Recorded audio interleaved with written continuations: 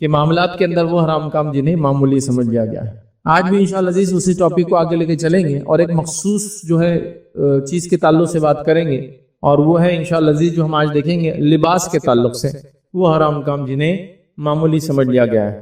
اب ظاہر سی بات ہے اس ٹاپک اور جس عنوان کو ہم دیکھ رہے تھے اس کا مقصد یہ نہیں تھا کہ ہم جو لوگ جمعہ میں آئیں ان کو حقیر سمجھیں یا ان کی تذلیل کریں، بلکہ اس کا مقصد یہ تھا کہ ہم نے اگر جانتے بوجھتے یا غیر شعوری طور سے اگر یہ کام کیا ہو تو ہم ان کاموں کو چھوڑ دیں، کیونکہ ایک عمومی طور سے یہ بات میں نے دیکھی ہے، اور وہ یہ ہے کہ لوگ یہ سمجھتے ہیں، اور یہ بات ہم نے شروع میں بھی دیکھی تھی، کہ اگر کسی حرام چیز کے بارے میں ہم کو علم نہ ہو تو اللہ تعالیٰ اس معاملے کو ہمارے لیے معاف کر دیں گا، تو لہٰذا وہ حرام چیزوں کو سننا بھی نہیں چاہتے، اس لیے کہ سنیں گے تو پھر معلوم ہو جائے گا تو عمل کرنا پڑے گا اور ہم گناہ گار ہو جائیں گے، لیکن جب تک معلوم نہیں ہوگا تو ہم گناہ گار نہیں رہیں گے۔ چھوٹا سا واقعہ سناتا ہوں۔ ایک مرتبہ ایک جگہ ہم درس لینے جاتے تھے، بہت ابتدائی دور کی بات ہے، تو وہاں جب درس لینے گئے تو ایک صاحب تھے جن کے گھر میں درس ہوتا تھا، تو ان کے والد درس میں نہیں آتے تھے، تو ایک مرتبہ بچوں کو بولنے لگے کہ دیکھو میں جو تمہارے فیض صاحب آتے ہیں نا وہ بہت باریک باریک پیستے چیزوں کو، اس لیے میں ان کے درس میں نہیں آتا۔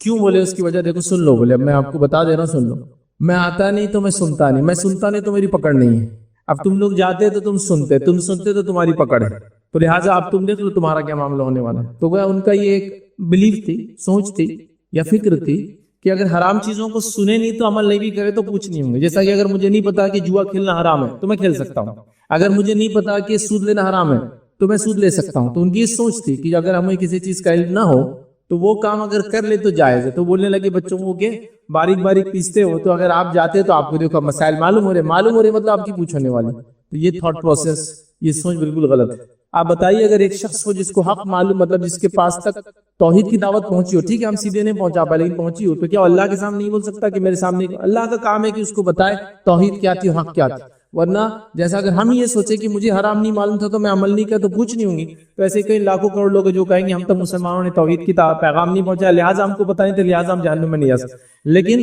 قیامت کے دن کوئی ایک بھی مشرک اور کافر یہ کہتے ہوئے قرآن کے اندر کوئی ذکر نہیں کہ ہوئی، اللہ پہ الزام لگائیں گے کہ ہم کو پتہ نہیں چلا تھا تیرے دین کے بارے میں، تو یہ اللہ کا ذمہ اللہ پہنچا دیں گے۔ تو لہٰذا کبھی ہوتا ہے جب ہم حرام کاموں کی بات کرتے ہیں تو لوگ سمجھتے ہیں یار یہ تو ہم کو ٹارگٹ کیا جا رہا ہے، یار خام و خواہ گئے لیکچر میں نہیں آتے، سیریز میں تو آج بچ جاتے تھے۔ نہیں، یہ تو اللہ کا فضل ہے کہ اللہ نے وہ چیزیں جن سے وہ سزا دیتا آخرت میں ہم کو بتا دی اللہ کے رسول صلی اللہ علیہ وسلم کے ذریعے، قرآن کے ذریعے، تاکہ ہم اس سے بچ جائے، ورنہ اگر آپ نہ معلوم ہونے کی شکل میں بھی یہ کریں گے تو پکڑ تو ہے، پکڑ سے چھوٹ نہیں۔ یاد رکھیں کوئی یہ سمجھے کہ مجھے حرام چیزیں معلوم نہیں تھی تو اللہ پکڑ نہیں کرے گا، یہ بالکل بے بنیاد عقیدہ ہے، یہ غلط بات ہے، کیونکہ جس شریعت کو ہم نے ماننے کا دعویٰ کیا اس کے قوانین جاننا ہی ہمارا حق ہے۔ جیسا کہ اگر میں کسی ملک میں جاتا ہوں، اس کے ویزا اپنے پاسپورٹ پہ لگاتا ہوں تو میں اس چیز کو مانتا ہوں کہ اس ملک کے تمام قوانین میں مانوں گا، تو میرا کام ہے اب جاننا کہ اس ملک میں کیا لے جایا جا سکتا اور کیا نہیں لے جایا جا سکتا۔ وہ ملک نہیں بتائیں گا، آپ کا کام ہے، آپ آ رہے ہمارے ملک میں آپ جانا۔ تو جب میں نے لا الہ الا اللہ کہا تو صرف لا الہ الا اللہ نہیں ہے، اس کے ساتھ جتنے کنڈیشن ہے سب کو میں نے مان لیا، مطلب جو اللہ نے حکم دیا حلال کا وہ میں مانوں گا، جو حرام قرار دیا میں اس کو حرام مانوں گا، جو کرنے کا حکم دیا کروں گا، جس سے روکا اس سے رکوں گا، اللہ کے رسول کی اطاعت کروں گا، ہمیشہ ایک اللہ کو مانوں گا، یہ سب بائی ڈیفالٹ وہ کنڈیشن میں آ جاتے ہیں۔ تو اس بات کو آپ سمجھے۔ تو آئیے وہ حرام کام جو لباس کے معاملے ہم نے معمولی سمجھ لیا، چند باتیں اس کے بارے میں رکھوں گا۔ تو پہلی چیز انشاءاللہ ہم جو دیکھیں گے وہ یہ ہے کہ لباس کا یاد رکھیے، یہ معاملہ کچھ باتیں مخصوص مردوں کے بارے میں تو میں کہہ دوں گا مردوں کے بارے میں، کچھ باتیں مخصوص عورتوں کے بارے میں تو کہہ دوں گا عورتوں کے بارے میں۔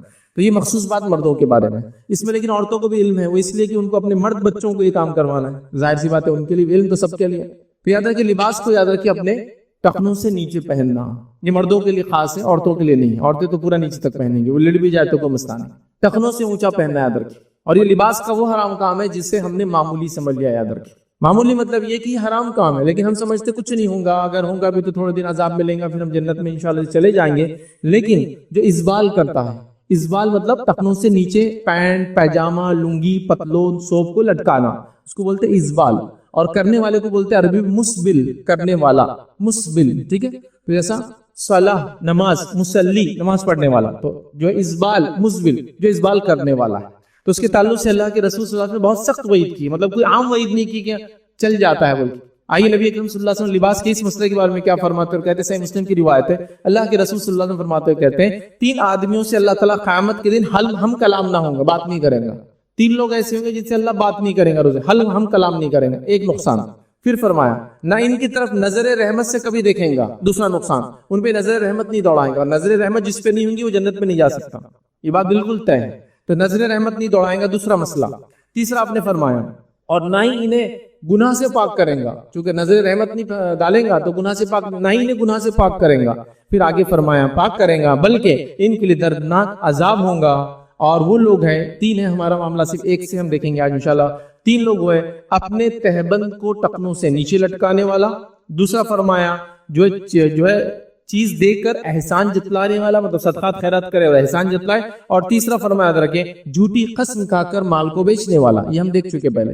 آج ہمارا مسئلہ ہے ازبال، مزبل، ٹخنوں سے نیچے لٹکانے والا۔ یہ اللہ کے رسول صلی اللہ علیہ وسلم تین تین وعیدیں کر رہے ہیں۔ اللہ بات نہیں کریں گا، اللہ رحمت کی نگاہ نہیں ڈالیں گا، اللہ گناہوں سے پاک نہیں کریں گا۔ کس کو؟ جو اپنا ازبال، ٹخنوں سے نیچے کپڑوں کو لٹکاتا ہے۔ اب ایک سوال یہاں آتا ہے، لوگ سمجھتے ہیں ٹخنوں کو چھپانا نہیں چاہیے، کھلا رکھنا چاہیے، تو سوال کیا کرتے ہیں پھر آپ تو ساکس پہنتے ہیں تو ساکس میں تو ٹخنا ڈھک جاتا۔ ٹخنا کھلا رکھنا اصل نہیں ہے، اصل ہے جو اوپر سے چیزیں پہنی جاتی ہے وہ ٹخنوں سے نیچے نہ جائے، نیچے سے پہنی جانے والی چیزیں ٹخنوں سے اوپر آ سکتی ہے۔ Socks, leather socks, shoes, long shoes پہن سکتے آپ، ٹخنا دکھانا اصل نہیں ہے۔ جو چیز اوپر سے پہنی جاتی ہے وہ ٹخنوں سے نیچے نہیں جائے، رول یہ ہے۔ تو اب اوپر سے کیا، جیسا کپڑا، سوپ، لنگی، پیجامہ، پتلون، شلوار، تہبند جو بھی پہنتے ہیں مردوں کے لیے عادت، وہ ٹخنوں سے نیچے نہ جائے۔ لیکن نیچے سے کوئی چیز پہن رہا ہے، جیسے سردی سے بچنے کے لیے ساکس پہن رہے یا وارم ویئر پہن رہے یا کچھ بھی خفین پہن رہے، وہ چلتا ہے۔ تو ٹخنا کھلا رکھنا اصل نہیں ہے، ورنہ کئی لوگوں کو میں نے سنا رہے آپ تو بولتے ٹخنے کا، آپ تو ساکس پہنتے اس میں ڈھک جاتا۔ ٹخنا کھلا رکھنا اصل نہیں ہے، اوپر سے آنے والی چیز کو ٹخنوں سے نیچے نہیں لٹکانا، یہ اصول ہے۔ اور جو اوپر سے آنے والی چیز کو ٹخنوں سے نیچے کرتا ہے اس کو بولتے ہیں مسبل، اسبال کرنے والا۔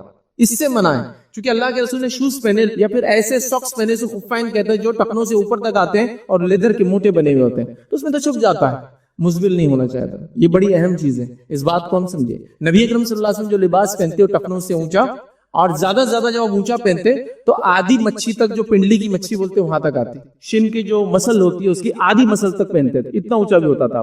تو گویا ہمارے لمٹ کیا ہے، ٹخنوں سے اوپر سے لے کر تو آدھی مچھی تک، بس آپ جہاں بھی اس کے بیچ میں آپ کو جتنا کرنا ہے آپ کر سکتے ہیں، ٹخنوں سے نیچے نہیں جانا چاہیے۔ اب یہ اصول یاد رکھ لیجیے، اور بڑی سخت وعید ہے، معمولی وعید نہیں۔ اب کچھ لوگ کہتے ہیں یہ تو ان لوگوں کے لیے تکبر سے لٹکاتے تھے، اس حدیث میں کہیں بھی تکبر کا لفظ نہیں ہے، لیکن حدیث پوری واضح ہے، صحیح مسلم کی روایت ہے کہ تین آدمیوں سے اللہ تعالیٰ روز قیامت جو ہے نہ ہم کلام ہوں گا، نہ رحمت کریں گا، نہ مغفرت کریں گا، اور ان کے دردناک عذاب ہوں گے۔ کہیں بھی نہیں ہے کہ وہ تکبر سے کرتا ہوں گا، کہیں بھی نہیں، الفاظ ہی نہیں۔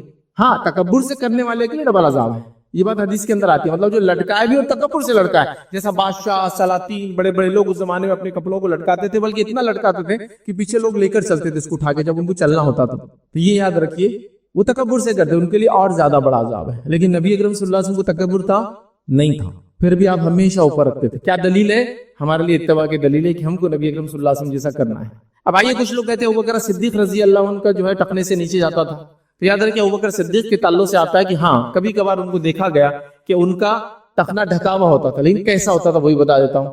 ایک طرف نیچے ہوتا تھا اور ایک طرف اوپر، وہ بھی کیا ہے، کپڑا چونکہ سلا نہیں سکتے تھے، پیسہ اتنا نہیں تھا لوگوں کے پاس، اور تھا بھی تو لوگ اسراف نہیں کرتے تھے، تو اسی کپڑے کو یوز کر رہے تھے، آپ سمجھے؟ تو تب ایک لٹکتا تھا، تو اگر کوئی کہہ رہا ہے میں ابوبکر صدیق کی سنت پہ چلتا ہوں تو ایک نیچے لٹکائے ایک اوپر کرے۔ اور اللہ کے رسول نے کہا ابوبکر کو تکبر نہیں ہے۔ اب اللہ کے رسول نے ابوبکر کی ضمانت تو لے لی، میری آپ کی ضمانت کون لیں گا بتائیے؟ ابوبکر کی ضمانت ہو گئی۔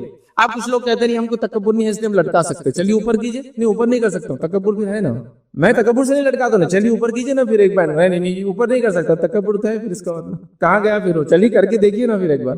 تو بہرحال لوگ لیکن فیشن میں یہ کام کرتے ہیں، لیکن سنت کی وجہ سے یہ کام نہیں کرتا۔ بیچ میں فیشن آ گیا تھا، چند سیلیبریٹیز اونچا پہن رہے، سب پہن رہے، دیکھیے چھوٹے چھوٹے پینٹ پیچے ہوتے ہیں، اونچے اونچے ہوتے ہیں، سب پہن رہے، اب وہ لمبا کریں گے وہ بھی لمبا کر دیں۔ نبی اکرم صلی اللہ علیہ وسلم سنت بول کے آپ یہ کیجیے، ورنہ سخت دردناک عذاب کی وعید یاد رکھیے۔ تو میں سمجھتا پوائنٹ بہت امپورٹنٹ تھا اور ہم نے اس کو کلیئر کرنے کی کوشش کی۔ یاد رکھیے کہ ہم کو لباس کے معاملے میں یاد رکھیے لباس کو اونچا پہننا چاہیے، ٹخنے سے اونچا جو اوپر کی طرف سے نیچے جاتی ہے وہ کبھی بھی جو ہے ٹخنے سے نیچے نہ جائے، چاہے آپ لنگی، پتلون، پیجامہ، عربی سوپ جو بھی پہنتے ہیں وہ ٹخنے سے اونچا رہنا چاہیے، ٹھیک ہے؟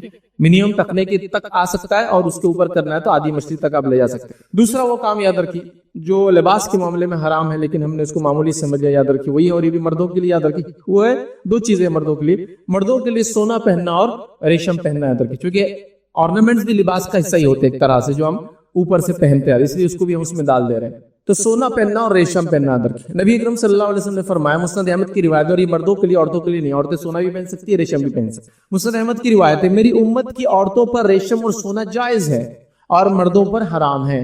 کیا فرمایا آپ نے؟ میری امت کی عورتوں پر ریشم اور سونا جائز ہے لیکن مردوں پر حرام ہے. یاد رکھیے ابھی حرام ہے معلوم ہونے کے باوجود بھی یاد رکھیے چلیے ہمیشہ نہ پہنتا ہوں لیکن شادی کے وقت تو ضرور پہنے گا.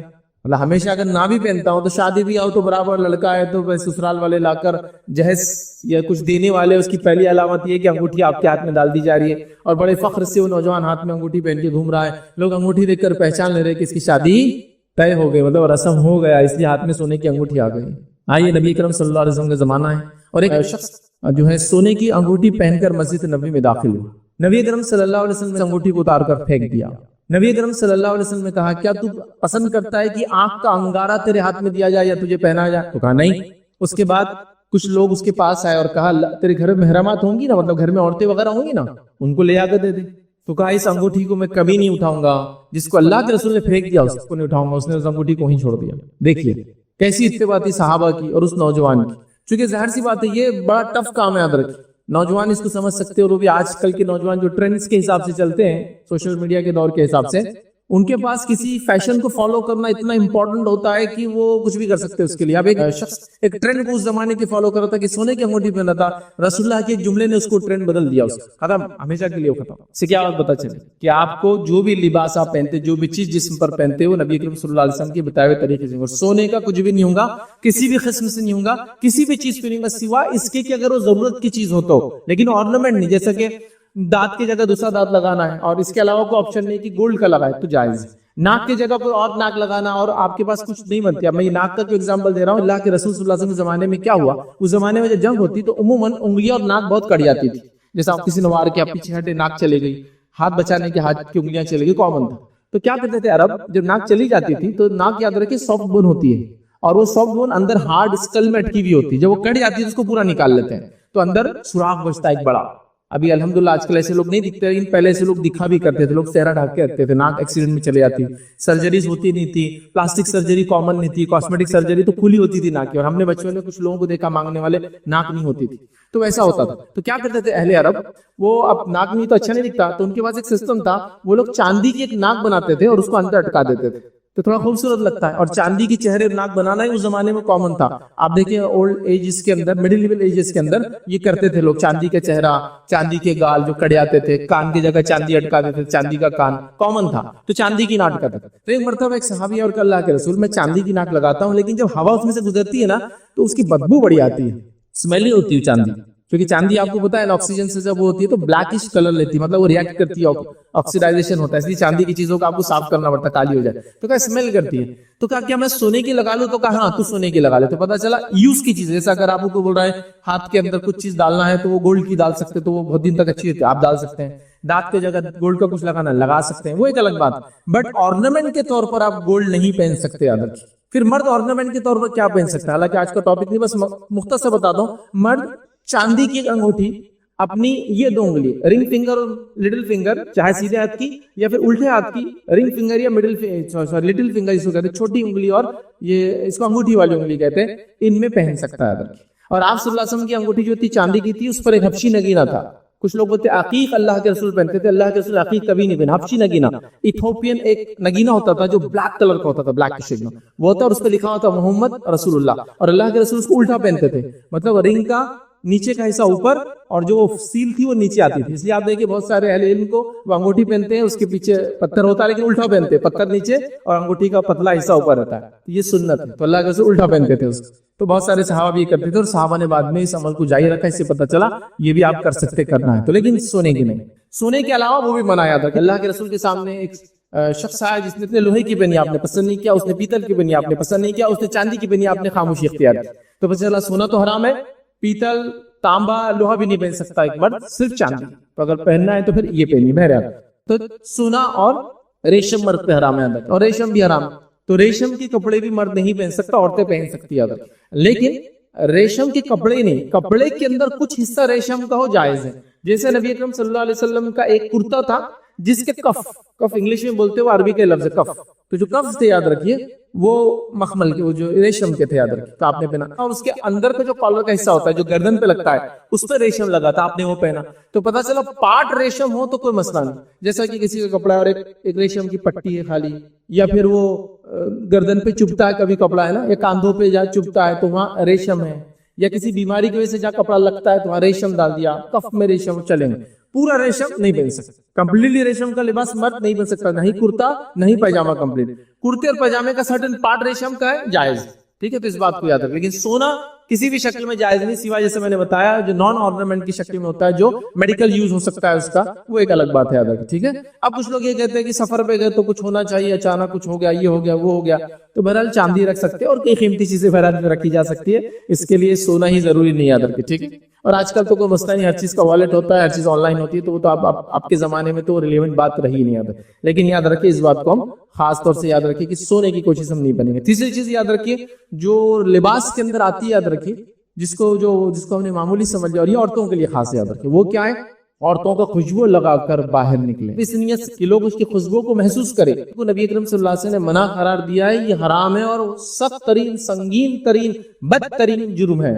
میں اتنے الفاظ کی وضاحت کر رہا ہوں، جب میں حدیث پڑھوں گا تو آپ سمجھ جائیں کتنا برا جرم ہے، سخت ترین، بدترین، سنگین ترین، گھٹیا سے گھٹیا یہ عمل خوشبو لگانا۔ حدیث کے الفاظ سنیے، ذرا غور کیجئے، پھر بات سمجھ جائیں گے۔ مسند احمد کی روایت ہے، اللہ کے رسول صلی اللہ علیہ وسلم فرماتے ہیں، اور اللہ کے رسول صلی اللہ علیہ وسلم سچوں سے سچے ہیں، سب سے بڑے سچے ہیں، اتنا بڑا سچا دنیا میں نہیں گزرا تھا، آپ نے سچ بولا تھا۔ کیا بولتے ہیں آپ؟ غور سے سنیے، آپ فرماتے ہیں وہ عورت زانیہ ہے، وہ عورت جو خوشبو لگا کر باہر نکلے، سبحان اللہ، مذاق نہیں ہے، ایک مومن عورت اپنے نبی کے منہ سے زانیہ کا الفاظ نہیں سن سکتی، یاد رکھیں کتنا بڑا الزام ہے۔ اگر کسی کو آپ حرامی لفظ بول دے تو وہ چڑ جاتا ہے، حالانکہ اس کو اس کا قصور نہیں ہے، اس کے ماں باپ کا قصور ہو سکتا ہے زیادہ سے، ہے نا، اس کا کیا بیچارے کا ولاد الزنا جو ہوتی ہے اس کا کیا قصور ہوتا ہے، وہ تھوڑی اپنے کنسنٹ سے بولتا ہے۔ یہاں ایک عورت کو اللہ کے رسول کیا کر رہے ہیں؟ زانیہ ہے۔ زانی عورت کیا ہوتی ہے آپ سب سمجھتے ہیں نا؟ وہ عورت جو اپنا منہ کالا کرتی، وہ عورت جو غیر مردوں کے ساتھ، جس کو کہیں گے بے شرمی کی جو حد ہوتی ہے اس کو پار کر جاتی ہے، زنا کرتی ہے، sex out of wedlock بولیں گے، شادی کے بغیر سیکس کرتی ہے، وہ الزام نبی اکرم صلی اللہ علیہ وسلم لگا رہے ہیں، اور اللہ کے رسول جھوٹ نہیں بولتے، یاد رکھیے نبی اکرم صلی اللہ علیہ وسلم سچوں سے سچے۔ کیا فرما رہے ہیں؟ وہ عورت زانی ہے، وہ جو خوشبو لگا کے نکلتی ہے۔ اب کوئی مومنہ یا کوئی مسلمان عورت خوشبو لگا کے گھر سے باہر نہیں نکل سکتی، بھائی یہ بات تو بالکل طے ہے، کتنی سخت وعید ہے۔ لیکن آج دیکھیے عورتوں کو خوشبو لگا کر، بلکہ ان کے خوشبو کا ایڈورٹیزمنٹ نہیں کی جا رہا ہے کہ جب آپ چلو گے تو لوگ مڑ مڑ کے آپ کو دیکھیں گے۔ آپ کوئی سوال کر سکتا ہے عورت پھر کیا لگائے؟ باڈی اسمیلی ہو جاتی ہے، بدبو ہو جاتی ہے جس میں، تو کیا کرے؟ تو ہاں عورت خوشبو لگا سکتی، کون سی بتا دیتا ہوں۔ عورت اور مرد کی خوشبو میں ڈیفرنس ہے، وہ یہ ہے کہ عورت ایسی خوشبو لگا سکتی ہے جس کا پیچ آتا ہو، کلر کا پیچ آتا ہو، لیکن اس کی فریگرنس نہیں آتی ہو، مہک نہیں اٹھنا چاہیے۔ اور آدمی کو اللہ کے رسول نے پیچ والی خوشبو سے منع کیا۔ عربوں کے اندر خوشبو کی دو قسم تھی، ایک تھا جو دھبے کی شکل میں آتی تھی، مطلب اس کو اگر لگائے تو اس کا زعفرانی رنگ کا پیچ آ جاتا تھا، اس کو سونگنے تو خوشبو آتی تھی، لیکن وہ فریگرنس نہیں ہوتی تھی، مطلب جیسا کہ ایک عورت لگا لے تو جسم میں اس کی بدبو نہیں آئیں گی، لیکن بازو والے کو سونگنے میں بھی نہیں آتی۔ یہ بات سمجھیے آپ، اس کو بولتے ہیں دھبے والی خوشبو، جو مہکتی نہ ہو۔ اور مردوں کے لیے کون سی خوشبو ہے؟ دھبے والی خوشبو مرد نہیں لگا سکتا، وہ مہکنے والی لگا سکتا۔ تو عورت خوشبو لگا سکتی، کون سی خوشبو؟ جو پیچ کی شکل میں آتی، مطلب وہ خوشبو ہوتی ہے جو مہکتی نہیں، بس وہ جہاں لگایا جائے اس پارٹ کو اچھا کر دیتی، جیسا کہ آپ کو لگ رہا ہے ڈیوڈرنٹ لگانا چاہیے بغل میں، لگا لیجئے، لیکن مہکنا نہیں چاہیے، اس فریگرنس نہیں ہونا، اڑنا نہیں وہ مہک ہوا میں، چونکہ جتنے مرد سونگیں گے آپ گناہگار ہوں گے اور زانیہ کا ٹائٹل مل جائے گا۔ لیکن ہم نے دیکھا لوگ ایلیٹ کلاس کے نام پر، میں کسی کو ذلیل کرنے کے لیے بات نہیں کر رہا ہوں، لیکن حقیقت ہم سمجھیں گے تو انشاءاللہ عمل کریں گے۔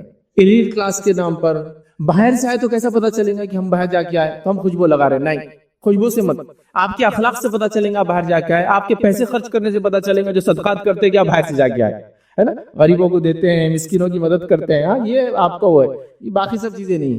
خوشبو تو نہیں ہے، اللہ کے لیے خوشبو مت لگائیے، ایک عورت نہیں لگا سکتی۔ ہاں پیچ والی خوشبو جو دھبا دیتی ہے لیکن فریگرنس نہیں ہوتی، اس میں خوشبو ہوتی ہے لیکن وہ مہکتی نہیں ہے، وہ لگانا جائز۔ تو میں سمجھتا ہوں بات واضح ہوگی۔ ابھی وہ عورتیں دھنی لے رہی ہے، آج کل میں نے دیکھا دھنی، مطلب کپڑے پہنتے ہیں اور آگ لگاتے ہیں، اس کے اندر عود وغیرہ ڈالتے ہیں اور اوپر کھڑے ہو جاتے ہیں، وہ اندر جاتی ہے اور اس کی اتنی مہک ہوتی ہے، تو اس عورت کو یا ایسی عورت جو خوشبو لگا کے کرے زانیہ۔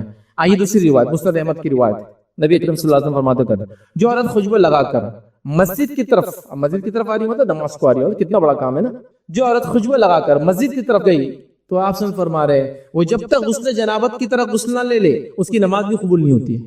غسل جنابت مطلب انسان جب کرتا ہے، جب بیوی کے ساتھ ہم بستری کرتا ہے، جب تک وہ نہ لے اس کی نماز ہی قبول نہیں ہوگی. کتنی سخت وعید ہے نا. تو اب کوئی خاتون خوشبو نہیں لگائیں گے انشاءاللہ. جیسے کوئی مرد تکنے سے نیچے اب نہیں پہنے، کوشش کریں گے اوپر کر لے، وقت کے ساتھ ہی صحیح، ابھی فولڈ کر کے ہی صحیح، بعد میں کٹا کے ہی صحیح، کہیں کر لیں گے. تو عورت بھی خوشبو نہیں لگائیں گے. تو خوشبو لگائیے لیکن پیچ والی، فریگرنس والی نہیں. اور مرد پیچ والی نہ لگائے، فریگرنس والی. اور مردوں کے لیے خوشبو کا مسئلہ نہیں، اس لیے یہ بات عورتوں کے لیے تھی خاص، میں نے کہا تھا. چوتھی چیز یاد رکھیں، جو یاد رکھیں گے، جو لباس کے معاملے میں حرام ہے، جس کو معمولی سمجھ جائے گا، وہ کیا یاد رکھیں؟ عورتوں کے چھوٹے اور باریک کپڑے. اب اس کا مردوں سے کیسے تعلق ہے؟ اور پہلی بات کا مردوں سے کیسے تعلق ہے؟ ظاہر سی بات ہے، آپ اپنی بیوی کو، اپنی بہن کو، اپنی ماں پہ دیکھیں گے یہ چیز تو یہ مسئلہ حل ہو جائے گا. جیسے آپ نے دیکھا کپڑے صحیح نہیں ہے، خوشبو لگا رہی ہے آپ کی بہن یا بیوی، تو آپ کا یہ بیگم یہ نہیں ہو سکتا، اور باجی یہ نہیں ہو سکتا، یا بہن یہ نہیں ہو سکتا، امی یہ مت کیجیے، روکنا پڑے گا آپ. تو اسی طرح جو ہے یہاں بھی یاد رکھیے، اگر عورت اگر پتلا اور باریک لباس پہن رہی ہے تو اس کا مطلب مردوں کی آنکھوں کا پانی مر گیا ہے، جبھی تو وہ پہن رہی ہے ویسا لباس. تو آئیے اللہ کے رسول کیا فرمایا، لیکن عورت کو خود سمجھ ہونا چاہیے اس کی. حدیث کے الفاظ سنیے، بڑے سخت الفاظ ہیں، اور لباس کا معاملہ ہے. نبی کریم صلی اللہ علیہ وسلم فرماتے ہیں، صحیح مسلم کی روایت ہے، جہنمیوں کی دو ایسی قسمیں آپ سے فرماتے ہیں جو میں نے اپنے زمانے میں نہیں دیکھا، آنے والے زمانے میں آئیں گی. جہنمیوں کی دو ایسی قسمیں جو میں نے اپنے زمانے میں نہیں دیکھا، آنے والے زمانے میں آئیں گی. کیا ہے؟ پہلی وہ قسم، ایسی قوم آئیں گی جو گائے کی دم کی طرح ان کے پاس کوڑے ہوں گے اور لوگوں کو ماریں گے. مطلب ظالم حکمران، ظلم کرنے والے حاکم، پہلی قسم ہوگی. اور دوسری قسم وہ عورتوں کی ہے جو کپڑے پہننے کے باوجود ننگی ہوں گی، سیدھی راہ سے بہکنے والی اور دوسروں کو بہکانے والی ہوں گی، اور سر پر بختی اونٹوں کے کوہان کے جیسے جوڑے ڈالیں گی. بختی اونٹ سمجھتے ہو؟ وہ اونٹ جس کے اوپر ایک ہمپ آ جاتا ہے اور وہ چربی کی وجہ سے ہوتا ہے، اور وہ صرف سیدھا نہیں ہوتا، ڈھل جاتا ہے. اب وہ اونٹ تو ہمارے زمانے میں نہیں، تو میں آپ کو بیل کا ایگزامپل دوں گا. یہ جو سانڈ ہوتے ہیں نا راستوں پہ کبھی آپ کو ملیں گے، ان کے کاندھا دیکھو کیسا ہوتا ہے، گول، عام بیلوں کا نہیں ہوتا ہے، اور وہ اتنا بڑا ہوتا ہے کہ ایک طرف گر جاتا ہے کبھی اس کے چربی کی وجہ سے، کیونکہ وہ کام نہیں کرتا، صرف چلتے پھرتا ہے. تو وہ اس کو بولتے ہیں کوہان. تو وہ بیل کی کوہان ہے، لیکن اونٹ کی بیچ میں آتی، سینٹر میں آتی ہے، اس کے سامنے نہیں آتی، سینٹر میں. تو کوہان کے جیسا ہوں گا، مطلب وہ اپنے سروں پر جوڑے ڈالیں گی. جوڑے کا مقصد کیا ہوگا؟ لوگوں کو اٹریکٹ کرنا. ٹھیک ہے. تو آپ سے فرماتے ہیں بختی اونٹوں کی جو ہے کوہان کی طرح ہوں گی. ایسی عورتیں جنت میں داخل نہ ہوں گی، بلکہ جنت کی خوشبو بھی نہیں نصیب ہوں گی ان کو. حالانکہ جنت کی خوشبو فلاں فلاں مقام تک آتی ہوں گی، جنت کی خوشبو بھی نہیں سونگ، مطلب اتنے دور سے لے جایا جائے گا جہنم میں کہ اس کی اسمیل بھی اس کو سونگنے کے لیے نہیں دیا جائے گا. کس عورت کو؟ کپڑے پہنے میں ننگی ہونا. اس کا معنی کیا ہے؟ اس کا معنی ہے کپڑے تو ہے لیکن اتنے پتلے کہ دکھتا ہے، کپڑے تو ہے اتنے چست ہے کہ پوری باڈی سمجھ میں آتی ہے، یا کپڑے غائب ہے سیدھے سے. ہمارے پاس دونوں مسئلے ہیں، کپڑے بھی غائب ہے، چست بھی ہے، اور پتلے بھی ہے. جیسے آج کل تو ہاتھوں تک تو کپڑا پہننا ہی نہیں، سمپل. تو ایک عورت کا ہاتھ یہاں سے یہاں تک کھلا ہے، اب ہاتھ کھلا ہے تو ہاتھ اٹھا دے تو بغل بھی کھلا ہے، اس کا مطلب تو یہ تو چلا ہی گیا سمجھو. اب تھوڑا دیندار طبقہ کیا کر رہا ہے؟ اس کو ڈھانک رہا ہے. کس سے ڈھانک رہا ہے؟ معلوم آپ کو؟ جالیوں سے ڈھانکا جا رہا ہے. اللہ تعالیٰ کو کیا جواب دیں گے؟ اس ہاتھ کھلا ہے. یہی تو حدیث کا معنی ہے، کپڑے پہنے ہوئے ننگی ہوں. یا پھر کپڑا تو پورا پہنا، اتنا چست پہنا کہ وہ نہ پہنتی اور پہنتی دونوں ایک جیسا ہے. کپڑا کیا ہے؟ تو برقع بھی اتنا چست ہے کہ وہ پہنے اور نہ پہنے ایک جیسا ہے، کہ اندر کون ہے کیا ہے ساری ساخت پتہ چل جاتی ہے. ساخت سمجھتے ہیں؟ باڈی کا فگر اور شیپ سمجھ میں آ جاتا ہے. انگلش کے الفاظ کامن میں جلدی سمجھ میں آ جاتے ہیں. ساخت، نشیب و فراز اردو میں بولتے ہیں. اب اتنا بولوں گا تو آپ اس کو ڈھونڈتے بیٹھیں گے نشیب و فراز کیا ہے. باڈی کے اپس اینڈ ڈاؤنس اس کو بولتے ہیں نشیب اور فراز، اوپر اور نیچے سب دکھ رہے ہیں چست کپڑوں کی وجہ سے. یہی معنی ہے پہنی ہوں گی لیکن ننگی ہوں گی. کپڑا کس لیے دیا جاتا ہے؟ جسم کے عیب چھپانے کو، جسم کی ساخت چھپانے کو. مطلب جس میں ایسے پارٹس ہیں جو عیب دار ہے، کبھی جس بھی عیب دار ہوتا ہے انسان کا، ایکسیڈنٹ ہو جاتا ہے، فلاں خراب چھپ جاتا ہے، اور اس کو ڈھانکنے کے لیے اگر اس کو اتنا چست پہن لیا جاتا ہے اور کپڑے غائب. تو آج کل کپڑے بھی غائب ہیں، پتلے بھی ہیں، اور ساتھ میں چست بھی ہے. اتنے چست کپڑے پہنتی ہے کہ دعوتوں میں دیکھا جا رہا ہے کہ عورت یا تو کرسی بیٹھ سکتی ہے تو بیٹھ کے نہیں کھا سکتی، کھڑ رہ کے کھانا کھا رہے. کیوں؟ تو وہ فولڈ ہی نہیں ہوتا پیر، کیونکہ وہ پیجامہ چوڑی دار، کیا وہ چوڑی بھی شرماری دیکھ کر کہ اس سے بھی کوئی باریک چیز ہو سکتی کہ وہ دار ہے. کیسا یوں کرے تو کیا ہوتا؟ تھائی کی مسل پھیلنا شروع ہوتی، اور پھیلے تو وہ برداشت نہیں کر سکتا. تو مانڈی ڈال کے نہیں بیٹھ سکتے، دو زانگ میں نہیں بیٹھ سکتے. آپ دیکھیے آپ ایسے کھڑے تو پینٹ آپ کیوں نہیں ہوتی، جیسے آپ پیر کو پلٹائے تھائیز بڑی ہو جاتی ہے آپ. تو وہ اتنا بھی برداشت نہیں کرتے، اتنا چست ہوتا ہے وہ کپڑا. آپ پہلے زمانے میں لوگ ایسے کپڑوں کے اندر پہنتے، مطلب شلوار کے اندر یہ شلوار پہنی جاتی تھی اتنی پتلی، اس کے اوپر شلوار، تاکہ وہ کبھی پتلی ہو تو دکھنا جاتا تو ڈبل ہو جاتا تھا. ابھی جو اندر تھا وہی باہر آ گیا ہے، اس کو سلیکس کے نام پہ ہر کوئی پہن رہا ہے. بالکل دھڑلے سے عام طور سے پہنا جا رہا ہے. کرتا لے لو اور نیچے سلیکس ڈال لو. وہ اتنا گندا کپڑا ہوتا ہے، ایک تو پتلا چپچپا، اتنا چپک کے رہتا ہے باڈی کو، اور اتنا چست رہتا ہے، اس کو پہنا جا رہا ہے. جو اسپورٹس کے لیے جنرلی ویسٹرن کنٹریز میں شروع ہوتا ہے اس کا استعمال، یہاں لوگ اس کو کپڑوں کے طور پہ پہن رہے ہیں. یہ لباس کیا جواب دیں گے اللہ رب العزت کو کہ اللہ کے رسول فرما رہے ایسی عورتیں جنت میں نہیں جائیں گی بلکہ جنت کی خوشبو بھی نہیں سونگیں گی. اور میں نہیں سمجھتا ہوں کوئی بھی مومنہ اور ایک مسلمان عورت اتنا بڑا خطرہ صرف لباس کے معاملے میں لے سکتی ہے کہ آخرت برباد کر دے کہ لباس کے لیے. لباس ڈھیلا ڈھالا مکمل ہو. میرا ایک اس پہ مکمل لیکچر ہے, خاص طور سے گزارش کروں گا سبھی سے اس کو سنیں, اور شاید میری زندگی کا سب سے لمبا لیکچر ہے, اور وہ عورت کا لباس کیسا ہو.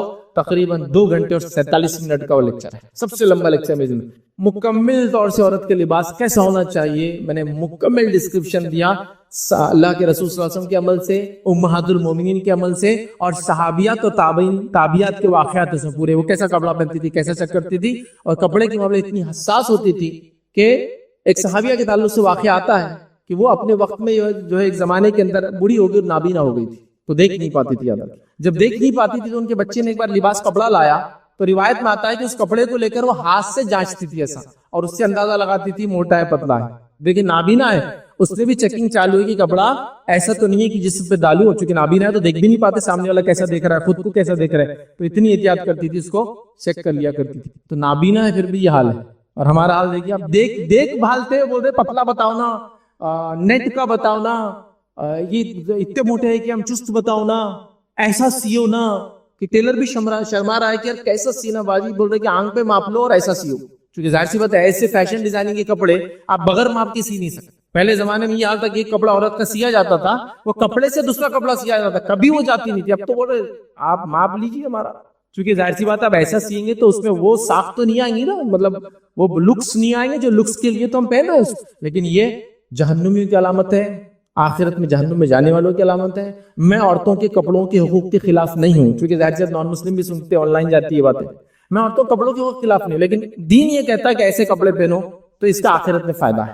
اب یہ کہ انسان کی چوائس سے جو کرنا چاہے کرے, لیکن میرا کام تھا ایز اے مسلم میں بتاؤں کہ مسلمان عورت اپنے رسول کی بات مانتی ہے اور یہ کام کرتی ہے. اور ہر مذہب کے اندر کپڑے کا ایک بہترین تصور عورت کے لیے کہ پورا جسم ڈھاکے, وہ ہر مذہب میں, صرف اسلام میں, ہر مذہب میں. میں آئیے آگے بڑھتے. 5ویں چیز یاد ہے کہ کپڑوں کے معاملے میں حرام کام جو معمولی سمجھ لیا گیا ادھر کی, وہ یہ ہے جو کہ لباس سے مراد نہیں ہے, لیکن جس میں جو چیزیں ہوتی ہے اسی میں اس کو انکلوڈ کر رہا ہوں. اپنے بالوں کو خضاب لگانا, چونکہ یہ بھی آدمی جو چیزیں تیار ہوتا ہے سجتا ہے اس کا پارٹ بن جاتی ہے کہ کپڑا ہے, انگوٹھی وغیرہ, اس لیے اس کو بھی انکلوڈ کر دے رہا ہوں.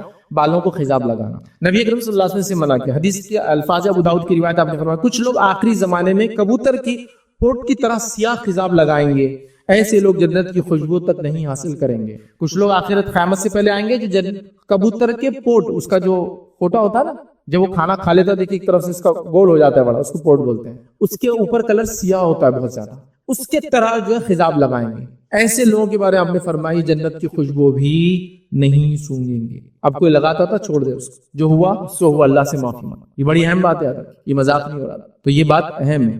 کچھ لوگ اس روایت کو لاتے, وہ روایت بھی رکھتا, صحیح مسلم کی روایت ہے. حدیث میں الفاظ ہے کہ اللہ کے رسول نے کچھ لوگوں کو دیکھا, صحابہ کو, جن کے بال پورے سفید تھے, داڑھی اور سر کی, تو کہا انہیں رنگو. تو لوگ اس روایت کو لا کے ہوتے, دیکھو اس میں لفظ ہے رنگو, تو ہم کوئی بھی رنگ لگائیں گے نہیں. اس حدیث میں آگے بھی الفاظ ہے, اس میں الفاظ ہے ان کو رنگو, لیکن یاد رکھنا سیاہ رنگ مت لگانا, ایکسپٹ بلیک, باقی لگانا. اب بلیک کے علاوہ کیا ہو سکتا, مہندی لگائیے تو ریڈ ہو جائیں گا, مہندی میں پتی یا کافی ڈالے تو جس کو براؤن ہوگا, جیڈ براؤن ہوگا, براؤن کا ایک دم ڈارک جو پارٹ ہوتا ہے وہ سب ہو سکتا ہے, لیکن بلیک نہیں ہوتا. کبھی ڈارکش براؤن ہوگا لیکن بلیک نہیں ہوتا, تو ٹھیک ہے وہ اس میں آپ جڑی بوٹی ڈالے, کافی ڈالے, پتی ڈالے, کچھ بھی ڈالے, لیکن وہ بلیک نہیں ہونا چاہیے. بس بلیک کے علاوہ اینی تھنگ کچھ بھی چلتا ہے. لیکن اگر آپ بلیک بھی لگا رہے ہیں, معاف کرنا, کوئی دوسری چیز بھی لگا رہے ہیں, اس چیز کا خیال رکھیے کہ وہ چیز جو آپ لگا رہے ہیں بلیک کے علاوہ کلر, وہ ایسا کلر نہ ہو کہ جو بالوں پہ کوٹ بناتا ہو. آج کل کچھ کلرز آتے ہیں 6 مہینے 1 سال کی وارنٹیز آتی ہے. سوال یہ کہ کیسے وہ ٹک پاتے ہیں. دیکھیے مہندی جب عورت ناخن پہ لگاتی ہے تو مہندی ناخن کے اندر چلے جاتی ہے. اگر آپ بلیڈ لے کے ناخن کو تھوڑا سا گھسے نا تو لال لال ایسے چھلکے نکلتے ہیں اس کے, مطلب وہ ناخن کا حصہ بن گئی, اوپر کور نہیں ہے, ناخن کا اندر پارٹ بن گیا ہو اور اندر تک رہتی ہے. تو اس لیے مہندی کی وضو کا مسئلہ ہے. لیکن اگر نیل پالش لگائے عورت تو وضو نہیں ہوگا اس کو. کیوں نہیں ہوگا؟ اس لیے نیل پالش کور بنا دیتی ہے. تو ویسے بالوں کے اندر پانی جانا ضروری ہے, لیکن بال گیلے ہو جاتے ہیں اس. لیکن اگر آپ ایسا کوئی کلر لگائیں گے جو ٹھیک ہے بلیک تو نہیں ہے لیکن وہ کور بنا دیتا ہے, پلاسٹک جیسا ایک کور, تو وہ کلر بھی نہیں چلے گا, کیونکہ اس سے نہ آپ کا غسل ہوگا نہ آپ کا وضو ہوگا. ٹھیک ہے, تو اس بات کو بھی آپ سمجھے. تو بلیک مت لگائیے, اس کے علاوہ لگائیے. دیکھیے تھوڑے دن ہم کو بلیک کلر لگانے سے اچھا دکھتا ہے, دور سے دیکھنے والے کو بوڑھے نظر نہیں آتے, نزدیک آنے والا تو پہچان ہی لیتا ہے. وہ دیکھیے اسکن ڈھل جاتی ہے, لوز ہو جاتی ہے سر کی, اور آپ کالے بال کی, تو کوئی بھی سمجھ جاتا ہے یہ نمبر گاڑی کی رینیو کری ہوئی ہے, یہ گاڑی 15 سال آلریڈی چل چکی ہے, ایکسپائر ہو چکی ہے, اس کو رینیو کیا گیا. ہوتا ہے نا پرانی گاڑی کو دیکھے نیا نمبر تھا بولتا اچھا رینیول ہو گیا. تو یہ تو رینیول ہے, جب بھی سمجھ میں آ جاتا ہے, چھپتا نہیں ہے. تو پھر کیا کس کو بتانا, آپ کو بتائیے. ہاں کالا رنگ ایک جگہ لگا سکتے ہیں آپ بولیے, ہاں جلدی بتائیے بار یہ موقع تو ہم کو چاہیے, اور وہ ہے جنگ کے میدان میں آپ لگا سکتے. تو آپ بولیے ہاں شادی بھی تو میرے لیے جنگ کا میدان ہے بچی کی, ماحول میں نکلنا بھی تو جنگ کا میدان ہے میرے لیے. نہیں نہیں نہیں, صرف جنگ کے میدان. اس لیے کہ جنگ کے میدان میں کبھی اگر سفید بال والے لوگ دکھیں گے سامنے فوج کو تو ان کے مورائل ہائی ہو جاتے ہیں, ان کے جذبے بڑھ جاتے ہیں کہ ارے بوڑھے لڑنے آئے اب تو ہم جیت جائیں گے. تو وہاں صرف جائز ہے بس ایک ہی مقام, وہ بھی دھوکہ, چونکہ جنگ کا اللہ کے رسول جنگ دھوکہ ہے. جنگ دھوکہ ہے. جنگ میں اللہ کے رسول سے پوچھا کہ ہم کہاں جائیں گے, تو آپ کبھی جانا ہوتا تھا ساؤتھ, بولتے تھے نارتھ جائیں گے. جنگ دھوکہ ہے, اسے بولا نہیں جاتا. صحیح بات, فوج پوچھ رہی کہاں جانا ہے, تو آپ بولتے تھے صبح فجر کے بعد ہم نارتھ جائیں گے. جب فجر کی نماز پڑھتے بولتے ساؤتھ جانا ہے, تاکہ اگر کوئی مخبر بھی ہوں گا تو غلط خبر جائیں گے. تو جنگ کیا ہے, دھوکہ ہے. تو جنگ دھوکہ ہے, شادی دھوکہ نہیں ہے, محلے میں لوگوں کو دھوکہ نہیں دینا اپنے کو, وہ سب نہیں. تو صرف ایک جگہ لگا سکتے, باقی سب جگہ حرام ہے. اچھا کوئی سوال کرتا میں تو جوان ہوں, بال لیکن سفید ہو گئے, تو آپ دوسرا کلر کیجیے. بلیک الاؤڈ نہیں, بلیک الاؤڈ نہیں ہے. اس بات کو آپ یاد رکھیں. اسی طرح آخری پوائنٹ جو آج دیکھیں گے ہم یاد رکھیں, لباس کے معاملے میں, حالانکہ لباس کا حصہ نہیں لیکن بالوں سے اس کا تعلق ہے, اور لباس میں اس کو کاؤنٹ ہوتا آدمی اچھے کپڑے اور بال جماتا کہیں گا تو خوشبو لگاتا ہے, اس لیے اس کو کور کر رہا ہوں. وہ یہ یاد رکھیں نقلی بال لگانا, نقلی بال لگانا مرد عورت دونوں کے لیے حرام ہے یاد رکھیں, اور بالوں کو کلر کرنا مرد عورت دونوں کے لیے حرام ہے یاد رکھیں. یہ کامن پوائنٹ تھے اس لیے بولا نہیں میں نے کس کے لیے. یہ بھی یاد ہے کہ نقلی بال لگانا. نبی کریم صلی اللہ علیہ وسلم فرماتے ہیں, مسلم کی روایت ہے, ایک عورت آئی نبی کریم صلی اللہ علیہ وسلم کے پاس اور کہا اللہ کے رسول میری بیٹی بیمار تھی اور بیماری سے اس کے بال چلے گئے, وہ بیچاری ٹکلی ہو گئی. اب دیکھیے ایک ماں پہ کیا صدمہ, بیٹی کے بال چلے جانا تو کتنا ضروری ہے. عورت کے لیے بال اس کی خوبصورتی کا پارٹ ہے, ٹھیک ہے. تو کہا اللہ کے رسول میری بیٹی ہے, اور سوال کیا کہ اس کے بال بیماری کی وجہ سے چلے گئے, کیا میں اس کو جوڑا لگا دوں, نقلی بال اٹیچ کر دوں اس کے بالوں میں. تو نبی اکرم صلی اللہ علیہ وسلم مصنوعی بال لگا دوں, اس نے سوال کیا, یا ویگ لگا دوں, یا تو نقلی بال یا پورے بال ایسا بنا کے ویگ, ایک تو جوڑا بولتے نقلی بال کو جو بالوں کو ایکسٹینڈ کر دیتا ہے, وہ سوال کیا, اور کہا ویگ مطلب پورے لگاؤں کے نقلی بال. تو آپ نے فرمایا اصلی بالوں کے ساتھ دوسرے بال لگانے والی اور لگوانے والی عورتوں پر اللہ کی لعنت ہے. مطلب مت لگاؤ, اللہ کی لعنت, مطلب لعنت کا مطلب ہوتا ہے خیر سے محروم کر دے اللہ, اور اللہ کی لعنت مطلب اللہ خیر سے محروم کر دیتا, کوئی آپ کو خیر نہیں ملے گا, اچھائی نہیں ملے گی. تو دیکھیے آپ نقلی بال نہیں, ویگ نہیں. نقلی بال سے مراد یہ کہ آپ کے بال ہیں, آپ اس میں اٹیچمنٹ لگا رہے ہیں, وہ گرم کر کے چپکا دیتے ہیں آپ کے بال, وہ پھر وہ ہیلدی بھی رہتے ہیں, اگتے بھی اندر, جائز نہیں ہوا. اور ویگ لگانا ہے, بیچ میں بال نہیں تو آپ ایک ویگ چپکا دے رہے ہیں, جائز نہیں, دونوں جائز. آپ کو یہ سوال کر سکتے چونکہ آج کل ماڈرن ایج ہے تو ہیئر ری گرو کر رہے ہیں, تو ہیئر ری گرو کرنا جائز ہے, وہ نقلی بال لگانے میں نہیں آتا, چونکہ آپ نے اپنے بال نکالے باڈی کے اور اپنے سر پہ لگا لیے اس کو, یا سر کے پیچھے کیسے نکالے آگے لگا لیے, وہ ہے, وہ جائز تو ہے, لیکن اس کے نقصانات وہ آپ کا ذمہ ہے. نہیں تمہارے فیصلے نے بول دیا میرے کو لگانا ضروری ہو گیا, نہیں, اس کے نقصانات آپ کا ذمہ ہے. تیل نہیں لگا سکتے, بال نہیں جما سکتے, گھس کے دھو نہیں سکتے, سوئمنگ کو جا نہیں سکتے, اس کی اپنے مصیبتیں پھر یاد رکھیں, چونکہ وہ ری گرون ہیئر ہوتے ہیں اور وہ بہت اس کو مینٹین کرنا پڑتا ہے. مطلب آپ کہ سمجھو اگر ایک شادی ہو تو دو شادیاں ہو جاتی, پھر آپ اس کو بھی سنبھالو اور اس کو بھی سنبھالو. مطلب وہ عام چیز نہیں ہے, ایک تو کاسٹلی ہے, مہنگی ہے, اور اگر کبھی اللہ نہ کرے پرابلم ہو جائے اس میں, اور ہو رہے بہت سارے لوگوں کے, دین نیکسٹ لیول کے ایشوز آتے ہیں, یاد رکھیے. تو وہ آپ کا ذمہ ہے, میرے صرف بولنے سے جائز آپ کریے نہیں کریے, آپ کی چوائس. کہ تو کیا ہوتا ہے کبھی سرجری نقصان, مطلب غلط ہو جا رہی ہے, انفیکشنز ہو جا رہے ہیں, اور بال جما نہیں پا رہے زندگی بھر, اور اس کو نکال بھی نہیں پا رہے, بہت تکلیف ہوتی ہے, وہ ایک الگ بات ہے. لیکن اپنے ہی بالوں کو اگر کوئی لگا رہا ہے, ریگرو کر رہا ہے, تو جائز ہے. اس میں میرے آلریڈی کلپس ریکارڈڈ ہے, آپ اس کو دیکھ لیں. لیکن پسند میں تو کہوں گا ایک سمپل رہیے اور اچھے رہیے, بس مست رہیے, جیسے ویسے چلنے دیجیے. ویسے بھی ایک مرد کے لیے کوئی مسئلہ نہیں, بال اس کے سر پہ ہوتے ہی نہیں ہوتے, اور اللہ تعالیٰ نے عورتوں کو خصوصیت ہی دے دی, ان کے بال کبھی نہیں جاتے, کم ہوتے ہیں لیکن جاتے نہیں. دادی پردادی سگر دادی بھی زندہ ہوں گی نا, بال ہوں گے ان کو, پتلے ہو گئے ہوں گے لیکن ختم نہیں ہوتے. اللہ کو پتا ہے اس کی خوبصورتی, اس کو باقی رکھو.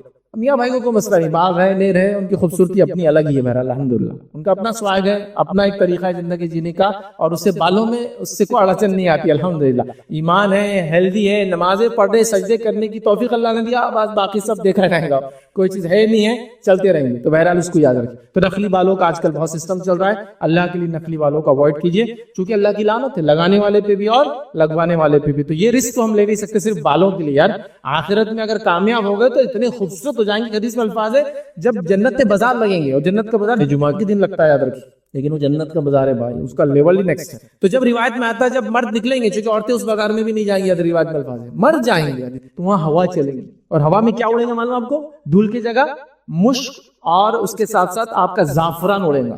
جب وہ مشک اور زعفران اڑ کر آ کے چہرے پہ لگیں گا تو ان کی بیوٹی بڑھ جائیں گی. تو جب وہ بازار جا کر گھر آئیں گے تو ان کی بیویاں کہیں گے, آپ تو اور خوبصورت ہو کے جانے سے پہلے جتنے تھے. تو شوہر کہیں گے اپنی صورت کو بھی دیکھو, چونکہ اللہ نے ان کو بھی ڈبل بیوٹی کر دیا ہوں گا, ان کو بھی خوبصورت بنا دیا ہوں گا. تو مرد اس بازار میں جائیں گے جہاں خوبصورتی بڑھ جائیں گے. ان بازاروں میں جانے کے لیے خوبصورت بنانا پڑتا ہے اپنے آپ کو, کالا پیلا نیلا ادھارن لگا کے جانا پڑتا. نہیں, وہ بازار میں جا کے آئے بازار خوبصورت ہو جاتے, چونکہ وہ جنت کے بازار ہے. آپ سمجھ, تو وہاں خوبصورتی بائی ڈیفالٹ آ جائیں گی. آپ کو جو چاہیے وہ ملنے والا, تو بال کیوں نہیں ملیں گے آپ کو؟ ہاں, جو چاہیے. تو ایک دنیا کی زندگی میں کوئی ایسا حرام کام نہ کر لے خوبصورتی کے لیے, کپڑوں کے معاملے میں, خوشبو کے معاملے میں, بالوں کے معاملے میں, کہ آخرت برباد ہو جائے. آخرت اصل ہے جب وہاں چلے جائیں گے نا, کپڑے بھی ملیں گے ایک سے ایک, سب ملیں گے.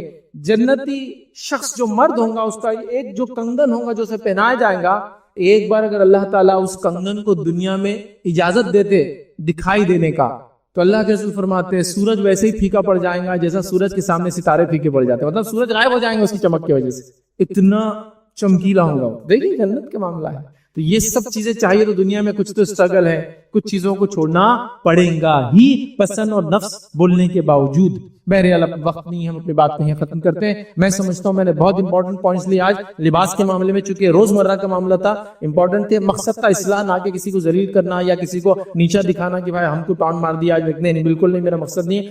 مانا یہ تھا کہ اگر علم نہیں ہوگا تو اب علم آ گیا, اور اگر علم کے باوجود کرے تو ایک ریمائنڈر آ گیا کہ اب انشاءاللہ ہم نہیں کریں گے. تو لباس کے معاملے میں ہم کو بہت سترک ہو جانا ہے, ساودھان ہو جانا ہے, رائٹ کائنڈ آف ہم کو لباس اور کپڑا پہننا, تاکہ آخرت کے مسائل سے ہم بچ جائے. دنیا بہرحال جو بولے بولتی رہیں گی, اس نے ہر کسی کو بولا, اچھوں کو بھی بروں کو, لیکن آخرت سنورنا یہ اصل چیز ہے. اسی پہ اپنی بات کو میں ختم کروں گا. اللہ رب العزت سے دعا ہے کہ اللہ سبحانہ تعالیٰ ہم تمام کو لباس کے اور تمام معاملات میں حلال کام کرنے کی توفیق عطا فرمائے. اللہ رب العزت ہمیں ہر معاملات میں اپنی زندگی کے حرام چیزوں سے جو ہماری حفاظت کرے اپنے اس دعوے کے اندر. اسی طرح جو ہے اللہ سبحانہ تعالیٰ سورہ کہف سورہ نمبر 18 آیت نمبر اس کی 7 میں فرماتا اور کہتا ہے, ان جعلنا ما علی الارض زینۃ لها لیبلوہم ایہم احسن عملا. اللہ فرماتا اور کہتا ہے کہ روئی زمین پر جو ہے ہم نے اسے زمین کی رونق کا باعث بنا دیا ہے. زمین کے اوپر تمام جو چیزیں ہیں ہم نے اسے رونق کا باعث بنا دیا, جو کچھ اللہ نے اس میں پیدا کیا, اس میں رکھا ہے. اور آگے فرمایا لہا لیبلوہم ایہم احسن عملا, تاکہ تمہیں آزمائے تم میں کون ہے جو اچھے اعمال کرتا ہے. تو گویا زمین پہ جو کچھ اللہ نے پھیلا رکھا ہے یہ اللہ رب العزت کا ایک ٹیسٹ ہے, کہ اللہ فرما رہا ہے کہ ہم نے زمین پہ جو کچھ ہے اس کو زینت بنایا ہے, اور اس کے ذریعے ہم تمہارا امتحان لیتے ہیں کہ کون اس میں اچھے اعمال کرتا ہے. زینت وہ چیز ہوتی ہے جو انسان کی نظروں میں چمکے, جس کی طرح وہ متوجہ ہو, جو وہ کرنا چاہے. تو جو کچھ زمین میں ہے یہ زینت ہے, اور اس کے ذریعے اللہ آزماتا ہے کون ہے جو اس کے اندر جو ہے اچھے اعمال کرتا ہے. اللہ نے کیا کچھ دنیا میں نہیں بنایا, اور اس کے بعد اس کی مناہیاں دے دی کہ یہ حرام ہے اور یہ حلال ہے, اور پھر آزما رہا ہے اب کون ہے جو حرام سے بچتا ہے اور کون حلال کی طرف جاتا ہے اور اچھے اعمال کرتا ہے. تو گویا یہاں بھی جو اللہ فرما رہا ہے کہ دنیا جو اس نے بنائی, تمام چیزیں جو بنائی, یہ بھی ایک قسم کا ٹیسٹ اور آزمائش ایک مومن کے لیے یاد رکھیے.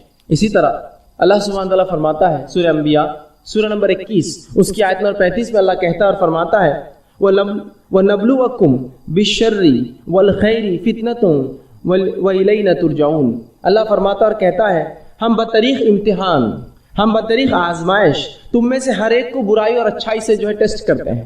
ہم بطریق امتحان تم میں سے ہر شخص کو اچھائی دے کر اور برائی دے کر جو ہے جانچتے ہیں, امتحان کرتے ہیں, بھلائی میں مبتلا کرتے ہیں, اور تم سب کو ہماری طرف لوٹ کر آنا ہے.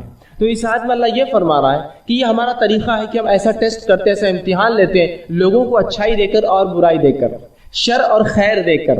شر اس اعتبار سے کہ ظاہری طور سے لگے مجھے کہ اگر میں ایمان پر چلوں تو دنیا میں نقصان ہوگا, مجھے لگتا ہے, لیکن اس میں آخرت کے اعتبار سے خیر ہے. یا اس اعتبار سے کہ اللہ ہمیں خیر دے دیتا ہے اور آزماتا ہے, کہیں شر کی طرف متوجہ تو نہیں ہوتے. تو گویا اللہ نے جو خیر اور شر دیا ہے یہ دونوں کے ذریعے اللہ رب العزت ہمیں اور آپ کو آزماتا ہے. یاد رکھیے انسانوں کو آزماتا ہے, اس کا اصل مقصد ہی یاد رکھیے انسانوں کی آزمائش ہے. تو اللہ رب العزت نے اس چیز کو اعلان کر دیا کہ خیر اور شر کے ذریعے اللہ سبحانہ تعالیٰ مجھے اور آپ کو آزماتا ہے. یاد رکھیے. تو کسی چیز کا خیر ہونا, اس میں کیسی آزمائش ہو سکتی ہے؟ آزمائش یہ ہے کہ اللہ نے بہت ساری نعمتیں دنیا کی دے رکھی ہے, اب جانچنا چاہتا ہے کیا حرمت سے بچتے ہو یا حرام کاموں میں جو ڈوب جاتے ہو.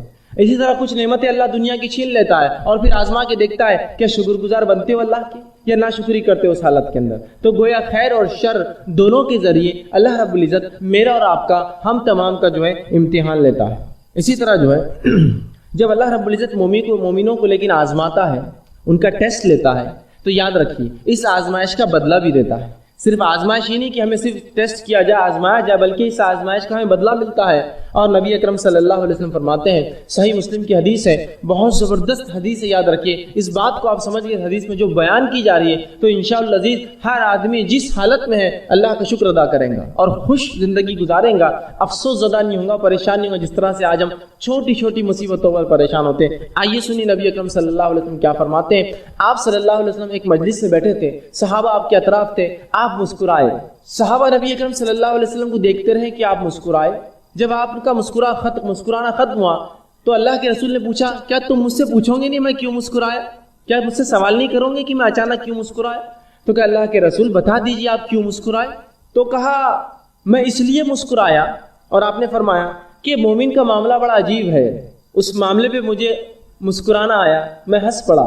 یقین اللہ کے رسول صلی اللہ علیہ وسلم خیخے مار کر نہیں ہنستے تھے، صرف مسکراتے تھے۔ تو کہا وہ مومن کا معاملہ بڑا عجیب ہے، اس معاملے کو سوچ کر میں مسکرایا۔ کیا معاملہ عجیب ہے؟ مومن کا معاملہ عجیب ہے، اور وہ یہ ہے کہ جب اللہ رب العزت اسے فراوانی دیتا ہے، دنیا کی اچھی زندگی دے دیتا ہے، اولاد دے دیتا ہے، دھن دولت مال دے دیتا ہے، جب اچھی زندگی دیتا ہے تو یہ شکر ادا کرتا ہے، یہ اس کے لیے اچھا ہے۔ اور جب اللہ اس کو تنگ دستی دیتا ہے، محتاجی دیتا ہے، اور دنیا کی زندگی میں کچھ کم کر دیتا ہے تو مومن صبر کرتا ہے، یہ اس کے لیے بہتر ہے۔ اور یہ دونوں حال میں اس کے لیے خیر ہے کہ اگر اچھائی دے تو شکر کرے، یہ اس کے لیے بہتر، اگر برائی ہو تو صبر کرے، یہ اس کے لیے بہتر۔ اور یہ معاملہ مومن کے علاوہ کسی اور کا نہیں ہے۔ اسی تعجب پر میں مسکرایا، اس بات کا مجھے عجیب لگا کہ اللہ مومن کو دونوں حال میں دیتا ہے بدلہ۔ دیکھیے نا کتنی اچھی بات ہے کہ اگر میں فراوانی میں ہوں، خوشحالی میں ہوں، تب بھی بدلہ پا رہا ہوں اس کا شکر ادا کر کے، اور اگر تنگ دستی میں ہوں، بدحالی میں ہوں، مصیبتوں میں ہوں، کسی آزمائش میں ہوں، تب میں اللہ کے سامنے صبر کر رہا ہوں، اللہ سے اس کا اجر طلب کر رہا ہوں، یہ معاملہ بھی خیر ہے۔ گویا مومن کو مصیبت بھی فائدہ دے رہی ہے، مومن کو جو فراوانی فائدہ دے رہی، تنگ دستی میں بھی معاملہ جو ہے، جس کو میں عام زبان میں کہوں گا کہ چیت بھی اور پٹ دونوں بھی آئے، مومن کی جیت ہے۔ برے حالات آئے تو بھی اس کو فائدہ، اچھے حالات آئے تو بھی اس کو فائدہ۔ شکر ادا کرے اچھے حالت میں، اللہ بدلہ دے گا، صبر کرے برے حالت میں، اللہ بدلہ دے گا۔ تو مومن کا معاملہ عجیب ہے، رسول اللہ نے فرمایا، اور یہ معاملہ آپ نے حدیث سے فرمایا صرف اور صرف مومن کا ہے، مومن کے علاوہ یہ معاملہ کسی کا بھی نہیں، یاد رکھے کسی اور کا نہیں یہ مسئلہ، صرف ہمارا معاملہ ہے جو ایمان کا دعویٰ کرتے ہیں، دونوں حال میں خوش ہوتے ہیں، دونوں حال میں بدلہ پاتے ہیں۔ اسی طرح جامع ترمذی کی روایت ہے، آپ صلی اللہ علیہ وسلم فرماتے ہیں جب مومن کو اللہ آزماتا ہے تو کیا ملتا ہے اس کے بدلے۔ سنیے، آپ صلی اللہ علیہ وسلم فرماتے ہیں آزمائش مومن پر آتی رہتی ہے، آزمائش مومنوں پر آتی رہتی ہے، اور ان کی جان میں آتی ہے، ان کے مال میں آتی ہے، ان کی اولاد میں آتی ہے۔ جان میں آنا، بیمار ہو گیا، معذور ہو گیا، جان پر بھی مسئلہ آ گیا۔ مال میں مصیبت آتی ہے، دھن دولت لوٹ گیا، تجارت ڈوب گئی، آگ لگ گئی، فلاں مسئلہ ہو گیا، لوٹ گیا، تجارت اچانک ٹھپ ہو گئی، کم ہو گئی، تو یہ مال میں کمی ہو گئی۔ یا اناج اگا نہیں، کھیتی باڑی خراب ہو گئی، یہ مال میں کمی ہے۔ اور کبھی اولاد سے آزماتے ہیں کہ اولاد دیتے ہیں، کبھی چھین لیتے ہیں، دیتے ہیں تو معذور دیتے ہیں، پیدا ہوتی ہے تو کبھی مر جاتی ہے، یا کسی کو دیتے نہیں، اولاد میں آزمائش ہے۔ تو مومن کو اللہ رب العزت آزمائشتا ہے، اس کے جان میں، اس کے مال میں، اس کی اولاد میں۔ اور اللہ کے رسول آگے فرماتے ہیں حتیٰ کہ جب وہ اللہ سے ملتا ہے، اللہ اس کو آزماتا رہتا پوری دنیا میں، حتیٰ کہ جب اپنے رب سے ملتا ہے تو اس پر کوئی گناہ باقی نہیں رہتا، سب کا اس کو دنیا کے اندر اس کے گناہوں کا بدلہ مل جاتا ہے۔ سمجھ رہے ہیں بات کو؟ تو گویا اگر مومن پر کوئی آزمائش آتی ہے تو اس آزمائش کے عوض اس کے گناہ جھڑ جاتے ہیں، گناہ کم ہو جاتے ہیں۔ اور نبی اکرم صلی اللہ علیہ وسلم نے حدیث میں بیان کر فرمایا اگر مومن کو کانٹا بھی چبھتا ہے تو اس کا بھی اجر لکھا جاتا ہے، اس کے گناہ معاف ہوتے۔ سبحان اللہ، تکلیف میں اٹھا رہا ہوں اس کا بھی بدلہ پاتا ہوں۔ آپ ایک مرتبہ باہر نکلے صحابہ کے ساتھ فجر کی نماز کے بعد، ایک جھاڑ تھا سامنے، جو سردی کا موسم تھا اور پتے اس کے سوکھ چکے تھے، پتجھڑ تھا وہ۔ آپ آئے، صحابہ آپ کے ساتھ تھے، آپ نے اس جھاڑ کو پکڑ کر ہلایا۔ جب جھاڑ کو ہلایا تو کچھ پتیاں گرنے لگی جو کہ سوکھ چکی تھی۔ نبی اکرم صلی اللہ علیہ وسلم فرمایا جب تم میں سے کوئی شخص بخار میں مبتلا ہو جاتا ہے، بیمار ہو جاتا ہے، بالخصوص بخار آتا ہے جسمانی، تو اس کے گناہ ایسے ہی جھڑتے ہیں جیسے جھاڑ کے پتے میرے ہلانے سے جھڑے ہیں۔ سبحان اللہ، دیکھیے تکلیف آزمائش ہے، آزمائش پہ صبر کر رہا ہے تو بدلہ بھی پا رہا ہے، اور اس حد تک بدلہ ملتا ہے کہ جامع ترمذی کی روایت کے مطابق مومن آزمایا جاتا ہے اس کے مال میں، اس کی دولت کے اندر، اس کی جان کے اندر، اس کی اولاد میں، حتیٰ کہ جب اپنے رب سے اس کی ملاقات ہوتی ہے موت کے بعد تو تب گناہوں سے بری ہوتا ہے، گناہوں سے پاک ہوتا ہے۔ اور ظاہر سی بات ہے جب انسان گناہوں سے پاک ہوگا تو اس کا ٹھکانہ میں سمجھتا ہوں سب جانتے جنت کے علاوہ کچھ نہیں ہو سکتا ہے۔ تو آپ دیکھ رہے ہیں، تو گویا آزمانا اللہ کی سنت ہے، اور آزمائش کا مومن کو بدلہ ملتا ہے، اچھے اگر حالات ہے تو شکر کرے، برے حالات ہے تو صبر کرے، دونوں حالات میں مومن اس کا بدلہ پاتا ہے۔ اور مومنوں کو جو آزمائشیں آتی وہ ایسا بدلہ دیتی ہے کبھی کبھار کہ وہ اتنا آزمایا جاتا ہے کہ روز قیامت اس پر کوئی گناہ باقی نہیں رہتا، وہ بالکل جو ہے اللہ کے سامنے ایسا حاضر ہوتا ہے کہ وہ جو ہے بالکل گناہوں سے پاک اور جو ہے صاف ہوتا ہے۔ تو گویا مومن پر جو بھی مصیبتیں آفتیں آتی ہیں اللہ رب العزت اس کا بدلہ بھی لیتا ہے۔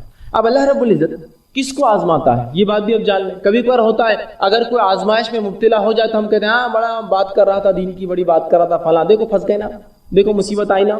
جب ہمارے جیسے تھے تو اچھی زندگی گزار رہے تھے، خامخواہ ایمان کی باتیں کر رہے تھے، خامخواہ اپنے آپ کو مسلمان بتا رہے تھے، تجارت بیٹھ گئی نا، معاملہ ختم ہو گیا نا، فلاں چیز ہو گئی، ان کی نظر لگ گئی، ان کی نظر پڑ گئی، یہ اب تم پہ نظر رکھ رہے، فلاں ہو رہا، یہ ہو رہا، وہ کتنے مسائل لوگ بیان کرتے ہیں۔ اب آئیے سنیے اللہ کس کو آزماتا ہے، تو اللہ رب العزت یاد رکھیے صرف انہی کو آزماتا ہے جن سے وہ محبت کرتا ہے۔ یاد رکھیے اللہ انہی کو آزماتا ہے جن سے وہ محبت کرتا ہے۔ اسی لیے تو صحابہ چاہتے تھے کہ جب ان کو آزمائش نہیں ہوئی تو کیوں نہیں ہوئی ہماری آزمائش، کہ بدلہ تو نہیں مل جا رہا آخرت کا، اس لیے تو سوچتے تھے، اس لیے کہ وہ جانتے تھے اللہ جن سے محبت کر انہیں آزماتا ہے۔ آئیے دلیل میں آپ کو دیتا ہوں، جامع ترمذی کی روایت جو میں نے آپ کے سامنے دو حدیثیں جو ہے تلاوت کی، اس میں سے پہلی حدیث تھی جامع ترمذی کی روایت ہے، نبی اکرم صلی اللہ علیہ وسلم فرماتے کہتے ہیں ان اللہ تعالی اذا احب قوما ابتلاهم، جب اللہ کسی قوم سے محبت کرتا ہے، کچھ لوگوں سے جب اللہ محبت کرتا ہے تو انہیں مصیبت میں ڈال دیتا ہے، مبتلا کرتا ہے، آزماتا ہے انہیں۔ اب چاہے یہ معاملہ فرد کا بھی ہو سکتا ہے، چاہے یہ معاملہ قوم کا بھی ہو سکتا ہے، چاہے معاملہ جماعت کا ہو سکتا ہے، تو جب بھی اللہ رب العزت محبت کرتا ہے کسی قوم سے اسے آزماتا ہے، اسے مبتلا کر دیتا ہے۔ دوسری حدیث بخاری کی، صحیح بخاری کی، جس میں نبی اکرم صلی اللہ علیہ وسلم فرمایا، سنیے اس حدیث کے الفاظ کا ہے، من یرید اللہ بہ خیرا، جب اللہ کسی کے لیے بھلائی چاہتا ہے، ہم تو سمجھتے ہیں آزمائش تو برائی کی وجہ سے آتی ہے، سنیے من یرید اللہ بہ خیرا، جب اللہ کسی کو خیر دینا چاہتا ہے، اچھائی بخشنا چاہتا ہے، تصب من، اس کو مصیبت میں ڈال دیتا ہے۔ اس لیے کہ جب مومن مصیبت میں آتا ہے تو مصیبت کا اس کو بدلہ ملتا ہے، تو جب اللہ کسی مومن کے لیے خیر چاہتا ہے اسے مصیبت میں ڈال دیتا ہے، اور مصیبت میں مومن پڑھ کر اگر صبر کرتا ہے تو اس کا بدلہ پاتا ہے، اور اتنا بدلہ پاتا ہے صبر کے مطابق کہ آخرت میں جب رب کے پاس حاضر ہوں گا تو کوئی گناہ اس پہ باقی نہیں رہے گا۔ تو اللہ جس سے ناراض ہوتا ہے ان کو تو عذاب دیتا ہے، آزماتا ہے۔ آزمائش اور عذاب الگ چیز ہوتی ہے، ان کو پہ عذاب آتا ہے، زلزلے آتے ہیں، طوفان آتے ہیں، اور پتہ نہیں کیا کیا ہوتا ہے۔ لیکن جب کسی قوم کو وہ محبت کرتا ہے تو ان کو مبتلا کرتا ہے، ان کو آزماتا ہے کچھ چیزوں سے۔ جیسا کہ اگر میں دعویٰ کروں میں ایمان لایا تو اللہ آزماتا پھر بیماری دے کر، کئی بیماری میں شرک تو نہیں کرتا ہے یہ تو دعویٰ کیا مجھ پر توحید کا، ایک اللہ کو ماننے کا، اب بیماری دو اس کو دیکھتے ہیں شرک کرتا ہے کیا، اولاد مت دو اس کو دیکھتے ہیں یہ کسی اور کے در پر تو نہیں جاتا اور جھکتا ہے، چلو آزماؤ، اب اس نے دعویٰ کیا نا ایمان کا۔ تو یہ ابتلا، مبتلا، یہ آزمائش ہے، وہ عذاب ہوتا ہے جس میں لوگ ہلاک اور برباد ہو جاتے ہیں۔ تو یہاں اللہ کے رسول نے بیان کر دیا کہ نبی اکرم صلی اللہ علیہ وسلم نے بیان کر دیا کہ جن لوگوں کو اللہ محبت کرتا ہے انہی کو ابتلا کرتا ہے، انہی کو جو ہے مصیبت دیتا ہے۔ اب جو ہے اللہ رب العزت کس کو کتنا آزماتا ہے، یاد رکھیے ہر شخص کو اللہ رب العزت اتنا ہی آزماتا ہے جتنا اس کا ایمان ہوتا ہے اور جتنی اس کی طاقت ہوتی ہے، دونوں باتیں۔ جتنا ایمان میں انسان بلند ہوگا اس کی آزمائش اتنی زیادہ ہوں گی، یہ بات یاد رکھیے آپ، جتنا ایمان میں بلند ہوگا آزمائش اتنی زیادہ۔ اسی لیے انسانوں میں سب سے زیادہ جو آزمائے جاتے ہیں وہ کون ہیں؟ وہ انبیاء علیہ الصلوۃ والسلام، اس لیے کہ ان کا ایمان سب سے اونچا ہوتا ہے، آزمائش ان کی سب سے زیادہ ہوتی ہے۔ اس کے بعد ان کے اصحاب جو ان پر ایمان لایا، اس کے بعد جو ان کے طریقے پہ چلا، اور جو اس کے بعد تو اللہ رب العزت جو ہے ایمان کے مطابق ایک انسان کو آزماتا ہے، جس کے تعلق سے ابن ماجہ کی روایت ہے، سنن ابن ماجہ کی روایت ہے، نبی اکرم صلی اللہ علیہ وسلم فرماتے، دیکھیے آپ نے کتنی پیاری بات فرمائی اور کہا سب سے زیادہ جو انسانوں میں آزمائے جاتے ہیں وہ انبیاء ہے، سب سے زیادہ انسانوں میں جو آزمائے جاتے ہیں وہ انبیاء ہے، اس لیے کہ انبیاء ایمان میں سب سے زیادہ ہوتے ہیں اور ان کا ایمان صرف بلند اور بلند ہوتا ہے۔ یاد رکھیں انبیاء کی ایمان کی خصوصیت یہ صرف بلند ہوتا ہے، بڑھتا ہی رہتا ہے۔ صحابہ کی ایمان کی خصوصیت یہ کہ ایک حد تک جا کے رک جاتا ہے۔ عام لوگوں کی، ہم لوگوں کی ایمان کی خصوصیت یہ کہ چڑھتا اور کم ہوتا ہے، اترتا ہے اور چڑھتا ہے، زیادہ اور کم ہوتا رہتا ہے۔ تو فرمایا سب سے زیادہ جو لوگوں میں آزمائے جاتے ہیں وہ انبیاء ہے، وہ ہماری جماعت ہے، انبیاء کی جماعت ہے۔ اس کے بعد آپ صلی اللہ علیہ وسلم فرمایا اس کے بعد دوسرے لوگ جو آزمائے جاتے ہیں وہ ہے جو علماء حق ہوتے ہیں، جو انبیاء کے وارث ہوتے ہیں اور حق کی بات، نبیوں کی بات انسانوں تک پہنچاتے ہیں، یہ دوسرے لوگ ہیں جو سب سے زیادہ آزمائے جاتے ہیں، علماء حق۔ اور پھر آپ صلی اللہ علیہ وسلم نے آگے فرمایا اور کہا کہ ان میں سے کچھ لوگ، مطلب انبیاء اور علماء، اور پھر فرمایا پھر اس کے بعد صالحین، نیکوکار، جو صالح لوگ ہوتے ہیں، اچھے لوگ ہوتے ہیں، نیکوکار ہوتے ہیں، یہ تیسرے نمبر پہ آزمائے جاتے ہیں۔ تو پہلے نمبر پہ انبیاء، دوسرے نمبر پہ علماء حق، تیسرے پہ صالحین، اور فرمایا ان میں سے کچھ ایسے بھی تھے، انبیاء میں سے، علماء حق میں سے، صالحین میں سے ایسے بھی تھے کہ اللہ نے اتنا کڑا آزمایا، ایسی بیماریوں میں ان کو ڈالا کہ ان کے جسم کے اندر ان بیماریوں کی وجہ سے کیڑے پڑ جاتے تھے۔ اگر آج کے دور میں کسی انسان کو میں دیکھوں جس کی جسم میں کیڑے پڑ جاتے، میں کہوں گا یہ تو بڑا بدبخت ہوگا، غلیظ ہوگا، پتہ نہیں کیا کیا کیا ہوگا۔ میں یہ نہیں سوچوں گا اس کی آزمائش ایمان کے مطابق، وہ آزمائش ہے اس کی۔ تو کہا کچھ ایسے تھے انبیاء اور ایسے صالحین گزرے ہیں، ایسے علماء گزرے ہیں جن کو اللہ نے ایسا آزمایا کہ جسم میں بیماری دے دی جس سے ان کے جسم میں کیڑے پڑ گئے، اور فرمایا اس کے بعد اور کچھ کو ایسے آزمایا کہ اتنی غربت دی، جسم سے پہلے آزمایا کیڑے پڑ گئے، ایسی غربت دی کہ پہننے کو ٹاٹ کے کپڑے ہوتے تھے۔ ٹاٹ جو سب سے بدترین، سب سے کھدڑ، سب سے موٹا کپڑا ہوتا ہے، جو کوئی پہنتا نہیں ہے، ہوتا ہے نا موٹا کپڑا، تو اتنے غریب تھے مالی اعتبار سے کہ ٹاٹ پہنا کرتے تھے، کپڑے بھی نصیب نہیں ہوتے تھے، ٹاٹ پہنا کرتے تھے۔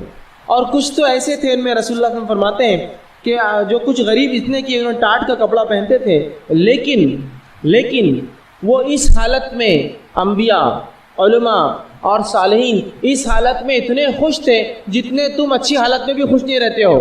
یہ انبیاء، صالحین، علماء ایسی حالت میں جب جسم میں وہ کیڑے پڑ گئے ہیں، پہننے غربت سے کپڑے تک نہیں ہیں، اتنے خوش تھے کہ تم مست حالت میں، اچھی حالت میں بھی جتنے خوش نہیں ہوتے ہو، یہ اس سے زیادہ خوش تھے یہ لوگ۔ تو پتہ چلا انبیاء علیہ السلام، علماء حق اور نیکوکاروں کا اللہ آزماتا ہے، اور یہ آزمائش میں ان کے لیے مزہ ہے، لطف ہے، اس لیے کہ رسول اللہ نے بیان کر دیا تم جتنے اچھی حالت میں خوش نہیں ہوتے ہو، یہ اس سے زیادہ اس حالت میں خوش تھے جب انہیں اللہ رب العزت نے آزمایا۔ تو آزمائش یاد رکھیے اللہ انہی کے ساتھ کرتا ہے جن سے محبت کرتا ہے۔ ہر آزمائش کے بدلے بدلہ انسان کو بدلہ ملتا ہے، اجر ملتا ہے، اور جتنا زیادہ ایمان اتنی زیادہ آزمائش اور اتنا زیادہ بدلہ بھی ملتا ہے۔ جیسے کہ نبیوں میں جن کو اللہ نے بیماری سے آزمایا، ان میں ایوب علیہ السلام ایک بہت زبردست مثال ہے۔ نبی اکرم صلی اللہ علیہ وسلم فرماتے ہیں ایوب علیہ السلام 18 سال بیمار رہے، اس حد تک بیمار ہوئے کہ جسم سڑ چکا تھا بیماری سے، اور تمام خاندان کے افراد بھاگ گئے تھے چھوڑ کر، سوائے بیوی کے اور 2 رشتہ داروں کے جو روزانہ یا کبھی کبھار آ کر ملا کرتے تھے، باقی سب بھاگ گئے تھے چھوڑ کر۔ جب 18 سال گزر گئے تھے، وہ جو 2 لوگ ملنے آیا کرتے تھے ان کو شک ہوا، اور دونوں نے ایک دوسرے سے کہا کہیں ایوب نے کوئی بہت بڑا گناہ تو نہیں کیا جو اللہ اتنا اس کو آزما رہا ہے کہ 18 سال سے اس کی بیماری کو شفا نہیں ملتی ہے، وہ بیمار ہے، غربت آ گئی، اس کی اولاد مر گئی، اس کا سب کچھ لٹ گیا اور اس کا جسم تک خراب ہو گیا اور سڑ گیا، تو کہیں ایوب نے کوئی گناہ تو نہیں کیا جو اللہ اس کو اتنا آزما رہا ہے، اتنا تکلیف دے رہا ہے؟ بہرحال وہ یہ بات کرتے ہوئے آ ہی رہے تھے۔ رسول اللہ فرماتے کہ ایوب علیہ السلام جو ہے بیت الخلاء کے لیے گئے، ان کی بیوی ان کے ساتھ تھی۔ جب وہ گئے تو اللہ نے 18 سال بعد ان کی بیماری سے شفا دے دی، شفا یاب ہو گئے، نئی جسم دے دی اور جوان بنا دیا ان کو۔ جب وہ جوان ہو کر بیت الخلاء سے واپس آئے تو ان کی بیوی نے ان کو پہچانا نہیں، پھر تو ان سے پوچھا کہ کیا تم نے اللہ کے نبی ایوب جو بیمار ہے اس کو دیکھا ہے؟ اور دیکھنے دکھانے میں ایوب بالکل تمہارے جیسا دکھتا تھا جب جوان تھا، حالانکہ وہ خود ایوب علیہ السلام تھے۔ تو دیکھیے 18 سال ایوب علیہ السلام کو اللہ رب العزت نے جسمانی بیماریوں سے، مال کی کمی سے، اولاد کی کمی سے آزمایا۔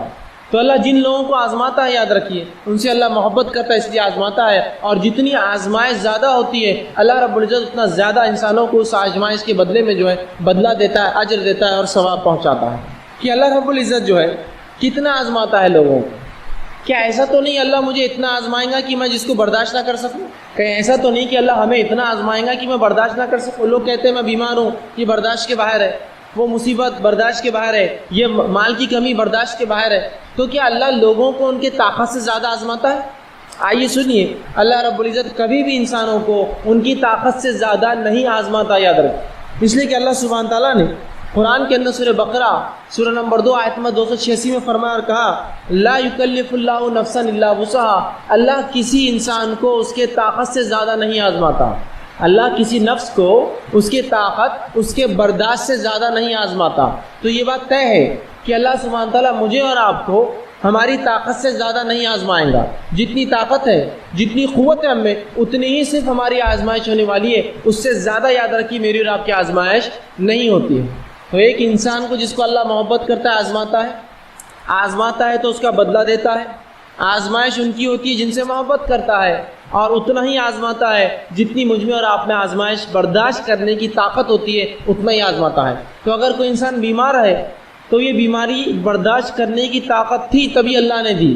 کوئی انسان غربت میں ہے، یہ غربت برداشت کرنے کی طاقت تھی تبھی اللہ نے دی، یاد رکھ۔ کیوں؟ تو اللہ رب العزت کسی پر ظلم نہیں کرتا، یاد رکھیے، یہ بات طے ہے۔ اب آئیے آگے ہم دیکھتے ہیں، جب ہماری آزمائش ہو، اور ایسی آزمائش جو بھی آزمائش ہے وہ ہم برداشت کر سکتے ہیں، ہم ایسی حالت میں کیا کریں؟ جب اللہ ہمیں آزما رہا ہے تو ہم ایسی حالت میں کیا کریں؟ تو سب سے پہلی چیز، جب بھی آزمائش آئے ہمیں صبر کرنا چاہیے، ہمیں صبر کرنا چاہیے، اور اللہ سے توقع رکھنی چاہیے کہ اس آزمائش کے بدلے اللہ ضرور بھی ضرور ہمیں بدلہ دے گا، بہترین اجر دے گا۔ جب بھی ہم پر آزمائش آئے تو ایک مومن کا کام ہے دو کام کرے، پہلا صبر کرے اور دوسرا اللہ سے امید کرے کہ اللہ رب العزت اس آزمائش کے بدلے مجھے اور آپ کو اجر دینے والا، یاد رکھیں۔ آئیے اس کے تعلق سے سنن نسائی کی حدیث ہے، نبی اکرم صلی اللہ علیہ وسلم فرماتے ہیں کہ اللہ رب العزت نبی اکرم صلی اللہ علیہ وسلم فرماتے ہیں کہ جب اللہ کسی مومن بندے سے کوئی چہیتی چیز اس کی چھین لیتا ہے، جب اللہ کسی مومن بندے سے اس کی چہیتی چیز چھین لیتا ہے، محبت والی چیز جس کو وہ چاہتا ہے، جس کو پسند کرتا ہے، اگر اللہ رب العزت ایسی کوئی چیز چھین لیتا ہے اور اس پر وہ صبر کرتا ہے، یہ نہیں کرتا ہے کہ اللہ میرے گھر ملا تھا کیا، میری اولاد ملی تھی کیا، میں ہی ملا تھا کیا، یہ نہیں، صبر کرتا ہے کہ جو اللہ نے کرنا تھا کیا، میں صبر کرتا ہوں، اور صبر کرتا ہے اور اجر طلب کرتا ہے، اللہ مجھے اس کا بدلہ دے اس نقصان کا، تو رسول اللہ فرماتے ہیں تو اس شخص کا بدلہ سوائے جنت کے اور کچھ بھی نہیں ہوتا ہے۔ جب ایک اللہ کسی کو آزماتا ہے، اس آزمائش پہ وہ صبر کرتا ہے، اللہ سے توقع کرتا ہے اللہ اس آزمائش کا مجھے بدلہ دے، تو رسول اللہ صلی اللہ علیہ وسلم فرماتے ہیں ایسے شخص کو سوائے جنت کے اللہ کچھ نہیں دیتا۔ مطلب آزمائش میں جب آدمی صبر کرتا ہے تو اللہ اس کو جنت اس کے بدلے میں عطا کرتا ہے۔ یہ حدیث بالکل واضح ہے کہ جب اللہ کسی چہیتی چیز کو چھین کر آزماتا ہے اور انسان صبر کرتا ہے اور اللہ رب العزت سے اجر طلب کرتا ہے تو اللہ رب العزت اس کو اجر دیتا ہے، اور اللہ سبحانہ تعالیٰ کا وہ اجر جو صبر کرنے پر ہے سوائے جنت کی اور کچھ بھی نہیں ہوتا ہے، یاد رکھیں۔ تو اب دیکھیے جو باتیں ہم نے اب تک دیکھی وہ یہ کہ اللہ محبت کرنے والوں کو آزماتا ہے، اتنا ہی آزماتا ہے جتنی طاقت ہو، اور جب آزماتا ہے تو میرا اور آپ کا کام ہے ہم صبر کریں اور اللہ سے امید کی توقع کریں، یاد رکھیں، بے صبرے نہ ہو، نہ شکرے نہ ہو، یہ نہ کہے کہ اللہ میرا ہی گھر ملا تھا کیا، ہم ہی ملے تھے کیا، بلکہ یوں کہے کہ اللہ تو نے آزمائش دی ہے، اب تو ہی صبر عطا کر اور اس کا اچھا مجھے بدلہ دے۔ اگر ایسا معاملہ اگر ہو جائے مومن کا تو دیکھیے اس کے لیے اچھے حالات بھی خیر ثواب کا باعث، برے حالات بھی خیر ثواب کا باعث بن جاتے ہیں۔ اب آئیے ایک بنیادی سوال، اللہ کیوں آزماتا ہے؟ اللہ کیوں آزماتا ہے کسی کو؟ آزماتا ہے، بدلہ دیتا ہے، فائدہ سب ہوتی ہے، آزماتا کیوں ہے؟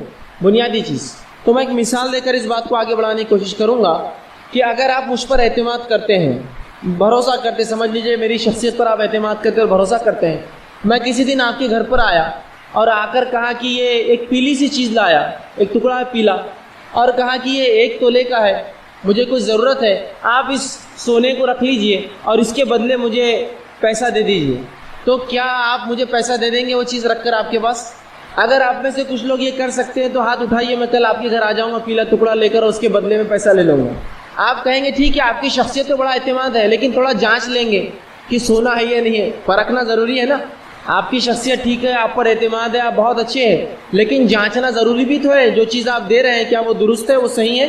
اب آئیے ہم یہ جو بات جاننے کی کوشش کرتے ہیں کہ اللہ رب العزت جو ہے کیوں آزماتا ہے، تو بہرحال اس کے لیے ایک مثال دے کر اپنی بات میں سمجھانے کی کوشش کروں گا کہ اگر کوئی شخص میرے اور آپ کے پاس کوئی ایسی چیز لاتا ہے جو سونے جیسی دکھتی ہو، چاہے وہ شخص کتنا ہی اعتبار کا انسان ہو، آپ چاہے کتنا ہی معتبر سمجھے، کتنا ہی اس پر بھروسہ کرے، وہ چیز اس سے آپ جب تک قبول نہیں کرتے جب تک اسے آزما نہیں لیتے کہ واقعی میں وہ چیز جو وہ دے رہا ہے رنگت میں تو پیلی ہے لیکن وہ اصل میں سونا ہے یا نہیں ہے، چاہے وہ شخص بڑا اعتبار کا انسان ہو، بہت معتبر ہو، آپ اس کی بزرگی کی تعریف کرے، جو بھی ہو، لیکن بغیر آزمائے کہ وہ سونا، آپ وہ چیز جو پیلی کہلاتی ہے سونا سمجھ کر نہیں لیتے۔ اسی طرح جب میں اور آپ ایمان کا دعویٰ کرتے ہیں تو اللہ رب العزت بھی آزماتا ہے، آزما کر دیکھتا ہے کیا واقعی میں ایمان میں کھرے ہیں یا کھوٹے ہیں، جس کے تعلق سے اللہ سبحانہ تعالیٰ نے قرآن کی ویسے تو کئی آیتوں میں بات بیان کی، میں انشاءاللہ آپ کے سامنے ان آیتوں میں سے 2 آیتیں بالخصوص رکھنے کی کوشش کروں گا جس میں اللہ رب العزت نے بہت زبردست انداز سے یہ سمجھایا کہ اللہ کیوں آزماتا ہے۔ آئیے پہلی آیت سورہ عنکبوت سورہ نمبر 29 اس کی آیت نمبر 2 اور 3 میں اللہ فرماتا اور کہتا ہے، اللہ فرماتا ہے الف لام میم احسب الناس ان يتركوا ان يقولوا آمنا وهم لا يفتنون وَلَقَدْ فَتَنَ الَّذِينَ مِنْ قَبْلِهِمْ فَلَيَعْلَمَنَّ اللَّهُ الَّذِينَ صَدَقُوا وَلَيَعْلَمَنَّ الَّذِينَ الْكَاذِبِينَ کہ اللہ فرماتا ہے، اور دیکھیے اس آیت میں کیا کہتا ہے، الف لام میم الف لام میم احسب الناس، کیا لوگ یہ گمان کرتے ہیں، کیا لوگ ایسا سوچتے ہیں، کیا یہ ان کی سوچ ہے، ان یترکوا ان یقولوا آمنا وهم لا یفتنون، کہ صرف وہ یہ کہہ دیں گے کہ ہم ایمان والے ہیں تو انہیں آزمایا نہیں جائیں گا؟ کیا لوگ یہ توقع کر رہے ہیں، احسب الناس، ان کا ایسا گمان ہے، ایسا سوچ رہے ہیں کہ صرف ان کے ایمان لانے کے دعوے پہ ہم ان کو چھوڑ دیں گے بغیر آزمائے کے؟ اللہ دیکھیں آئے وَلَقَدْ فَتَنَ الَّذِينَ مِنْ قَبْلِهِمْ، حالانکہ ہم نے تو ان سے پہلوں کو بھی آزمایا، مصیبتوں میں آزمایا۔ اس کی وجہ فَلَيَعْلَمَنَّ اللَّهُ الَّذِينَ صَدَقُوا، تاکہ اس آزمائش کے ذریعے جان لے کون ہے جو تم میں سے اپنے دعوے میں سچا ایمان کے، وَلَيَعْلَمَنَّ الَّذِينَ الْكَاذِبِينَ، اور جان لے تم میں سے کون ہے جو جھوٹا ہے اپنے دعوے میں۔ تو اس آیت میں اللہ نے دیکھی کتنی زبردست اور پیاری وضاحت کر دی۔ کیا لوگ یہ سوچتے ہیں کہ صرف ایمان لانے کے دعوے پر وہ چھوڑ دی جائیں گے بنا آزمائش کے، جبکہ ہم نے تم سے پچھلوں کو آزمایا تاکہ جان لے کون ہے جو ایمان کے دعوے میں سچا ہے اور جان لے کون اپنے دعوے میں جھوٹا ہے۔ تو اللہ رب العزت آزماتا اس لیے تاکہ پرکھے ہم میں کون سچا ہے اور کون جھوٹا ہے۔ آئیے اسی طرح اللہ سبحانہ تعالیٰ سورہ بقرہ سورہ نمبر 2 آیت نمبر 214 میں یہی بات بیان کرتا اور کہتا اور فرماتا ہے، ام حسبتم ان تدخلوا الجنۃ ولما یاتکم مثل الذین خلوا من قبلکم، کیا تم یہ سوچتے ہو کہ تم صرف یہ کہہ دینے پر جنت میں چلے جاؤ گے کہ ہم ایمان لائے جبکہ ہم نے تمہیں پچھلے لوگوں کے جیسا بھی آزمایا نہیں؟ کیا تم یہ سوچ بیٹھے ہو ام حسبتم ان تدخلوا الجنہ، کیا تم یہ سوچتے ہو کہ جنت میں تم یوں ہی چلے جاؤ گے؟ وَلَمَّا يَأْتِكُمْ مَثَلُ الَّذِينَ خَلَوْا مِنْ قَبْلِكُمْ، جبکہ ہم نے ابھی تمہیں پچھلوں کے جیسا کہاں آزمایا؟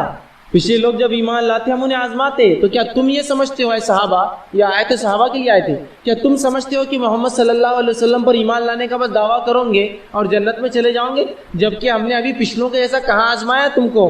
آگے فرمایا مَسَّتْهُمُ الْبَأْسَاءُ وَالضَّرَّاءُ، اور انہیں ہم بیماریوں سے آزماتے تھے اور مصیبتوں میں ہم نے ان کو ڈال کر انہیں آزمایا، اور کیسا آزمایا؟ ذراؤ وزلزلوا حتی یقول الرسول والذین معه متی نصر اللہ، اتنا آزمایا، ایسا جھنجھوڑا، اتنا جھنجھوڑا کہ پکار اٹھے ان کے انبیاء اور رسول، حتی یقول الرسول والذین آمنوا معه، حتی کہ ان کے انبیاء اور ایمان والے پکار اٹھے متی نصر اللہ، اللہ کی مدد آخر اب کب آئیں گی؟ کتنے آزمائیں گے اندازہ لگائیے، بیماریوں سے، مشکلات سے، دنیا کی اتنی آزمائے گئے کہ اللہ فرماتا ہے کہ ان کے انبیاء اور رسول اور ان کے متبعین پکار اٹھے ایمان والے، اللہ کی مدد آخر کب آئیں گی؟ اللہ نے فرمایا الا ان نصر اللہ قریب، سن لو اللہ کی مدد بہت قریب ہے تم سے۔ تو کیسے جھنجھوڑے گئے؟ اتنا آزمایا اللہ نے پچھلے لوگوں کو کہ ابھی تو کچھ بھی نہیں ہوا صحابہ کے ساتھ، اور جو انہوں نے آزمائشیں برداشت کی، میں سمجھتا ہوں ان کے پوروں کی ایک صحابی کی جو آزمائش ہوئی ایمان لانے کی وجہ سے، میں سمجھتا ہوں ایسی بڑی بڑی امتیں ہم میں گزری جن کے پورا ملا کر بھی اتنی آزمائش کبھی ایمان کی وجہ سے نہیں ہوئی ہماری۔ ہو سکتا ہے کچھ لوگوں کی ہوئی ہو، لیکن ایسی بڑی بڑی امتیں گزری ہم میں، ایسی نسلیں گزری جن کو کبھی ایمان کی وجہ سے تکلیف نہیں آئی ہم میں سے، جو صحابہ نے برداشت۔ تو اللہ نے صحابہ کو خطاب کرے کہا کیا تم یہ سوچتے ہو کہ تم جنت میں ہی چلے جاؤ گے جبکہ پچھلوں کو ہم نے کتنا آزمایا، بیماریوں سے، مال کی کمی سے، دنیاوی آفات سے اتنا آزمایا، اتنا جھنجھوڑا کہ ان کے انبیاء علیہ الصلوۃ والسلام، ان کے رسول پکار اٹھے اور ان کے پیروکار متبعین کہ آخر اللہ کی مدد کب آئیں گی؟ اللہ کی مدد، اللہ نے کہا سن لو اللہ کی مدد بہت قریب ہے۔ تو لوگ بہت سخت آزمائے گئے، اللہ رب العزت نے آزمایا، اور جو لوگ آزمائے جاتے ہیں اور آزمائش میں صبر کرتے ہیں اللہ رب العزت انہیں بدلہ دیتا ہے۔ قرآن میں اللہ رب العزت نے سورہ بقرہ سورہ نمبر 2 آیت نمبر 155 سے آگے بیان کیا، یہ بہت ہی مشہور اور معروف قرآن کی آیتیں ہیں، بار بار ان آیتوں کو ہم سنتے ہیں۔ اللہ فرماتا ہے وَلَنَبْلُوَنَّكُمْ بِشَيْءٍ مِّنَ الْخَوْفِ وَالْجُوعِ نَقْصٍ مِّنَ الْأَمْوَالِ وَالْأَنفُسِ وَالثَّمَرَاتِ فَبَشِّرِ الصَّابِرِينَ، کیا فرما رہا ہے اللہ؟ وَلَنَبْلُوَنَّكُمْ بِشَيْءٍ مِّنَ الْخَوْفِ، ہم ضرور بضرور تمہیں مبتلا کریں گے، آزمائیں گے، خوف سے، والجوع اور بھوک سے، ونقص من الاموال والانفس والثمرات اور کمی سے، مال کی اور جان کی اور پھلوں کی، اور جو ان تمام کی آزمائشوں پر صبر کرے فبشر الصابرین، تو ایسے صبر کرنے والوں کو خوشخبریاں سنا دو۔ الذین اذا اصابتهم مصیبۃ قالوا انا للہ وانا الیہ راجعون، اور یہ وہ لوگ ہیں کہ جب اللہ ان کو مصیبتوں میں ڈالتا ہے، جان کی کمی، مال کی کمی، پھلوں کی کمی، روزی کی کمی، کسی بھی قسم کی کمی میں، تو یہ کہتے ہیں قالوا انا للہ وانا الیہ راجعون، اے اللہ ہم تیری ہی طرف سے آئے ہیں اور تیری ہی طرف لوٹ کر جانا ہے۔ اولئک علیہم صلوات من ربہم ورحمہ واولئک هم المہتدون، اور یہی وہ لوگ ہیں جن پر اللہ کی رحمتیں اور نوازشیں ہو کر رہیں گی، واولئک هم المہتدون، اور اے نبی یہی وہ لوگ ہیں جو ہدایت یافتہ ہے، جو صبر کرے ان تمام تکلیفوں پر۔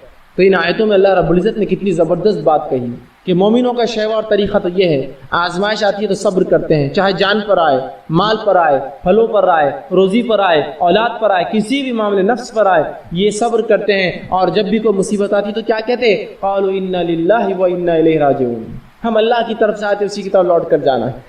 ایسے ہی لوگوں پر اللہ کہہ رہا ہے اولئک علیہم صلوات من ربہم ورحمہ، ایسے ہی لوگوں پر اللہ کی رحمتیں اور نوازشیں ہو کر رہیں گی، واولئک هم المہتدون۔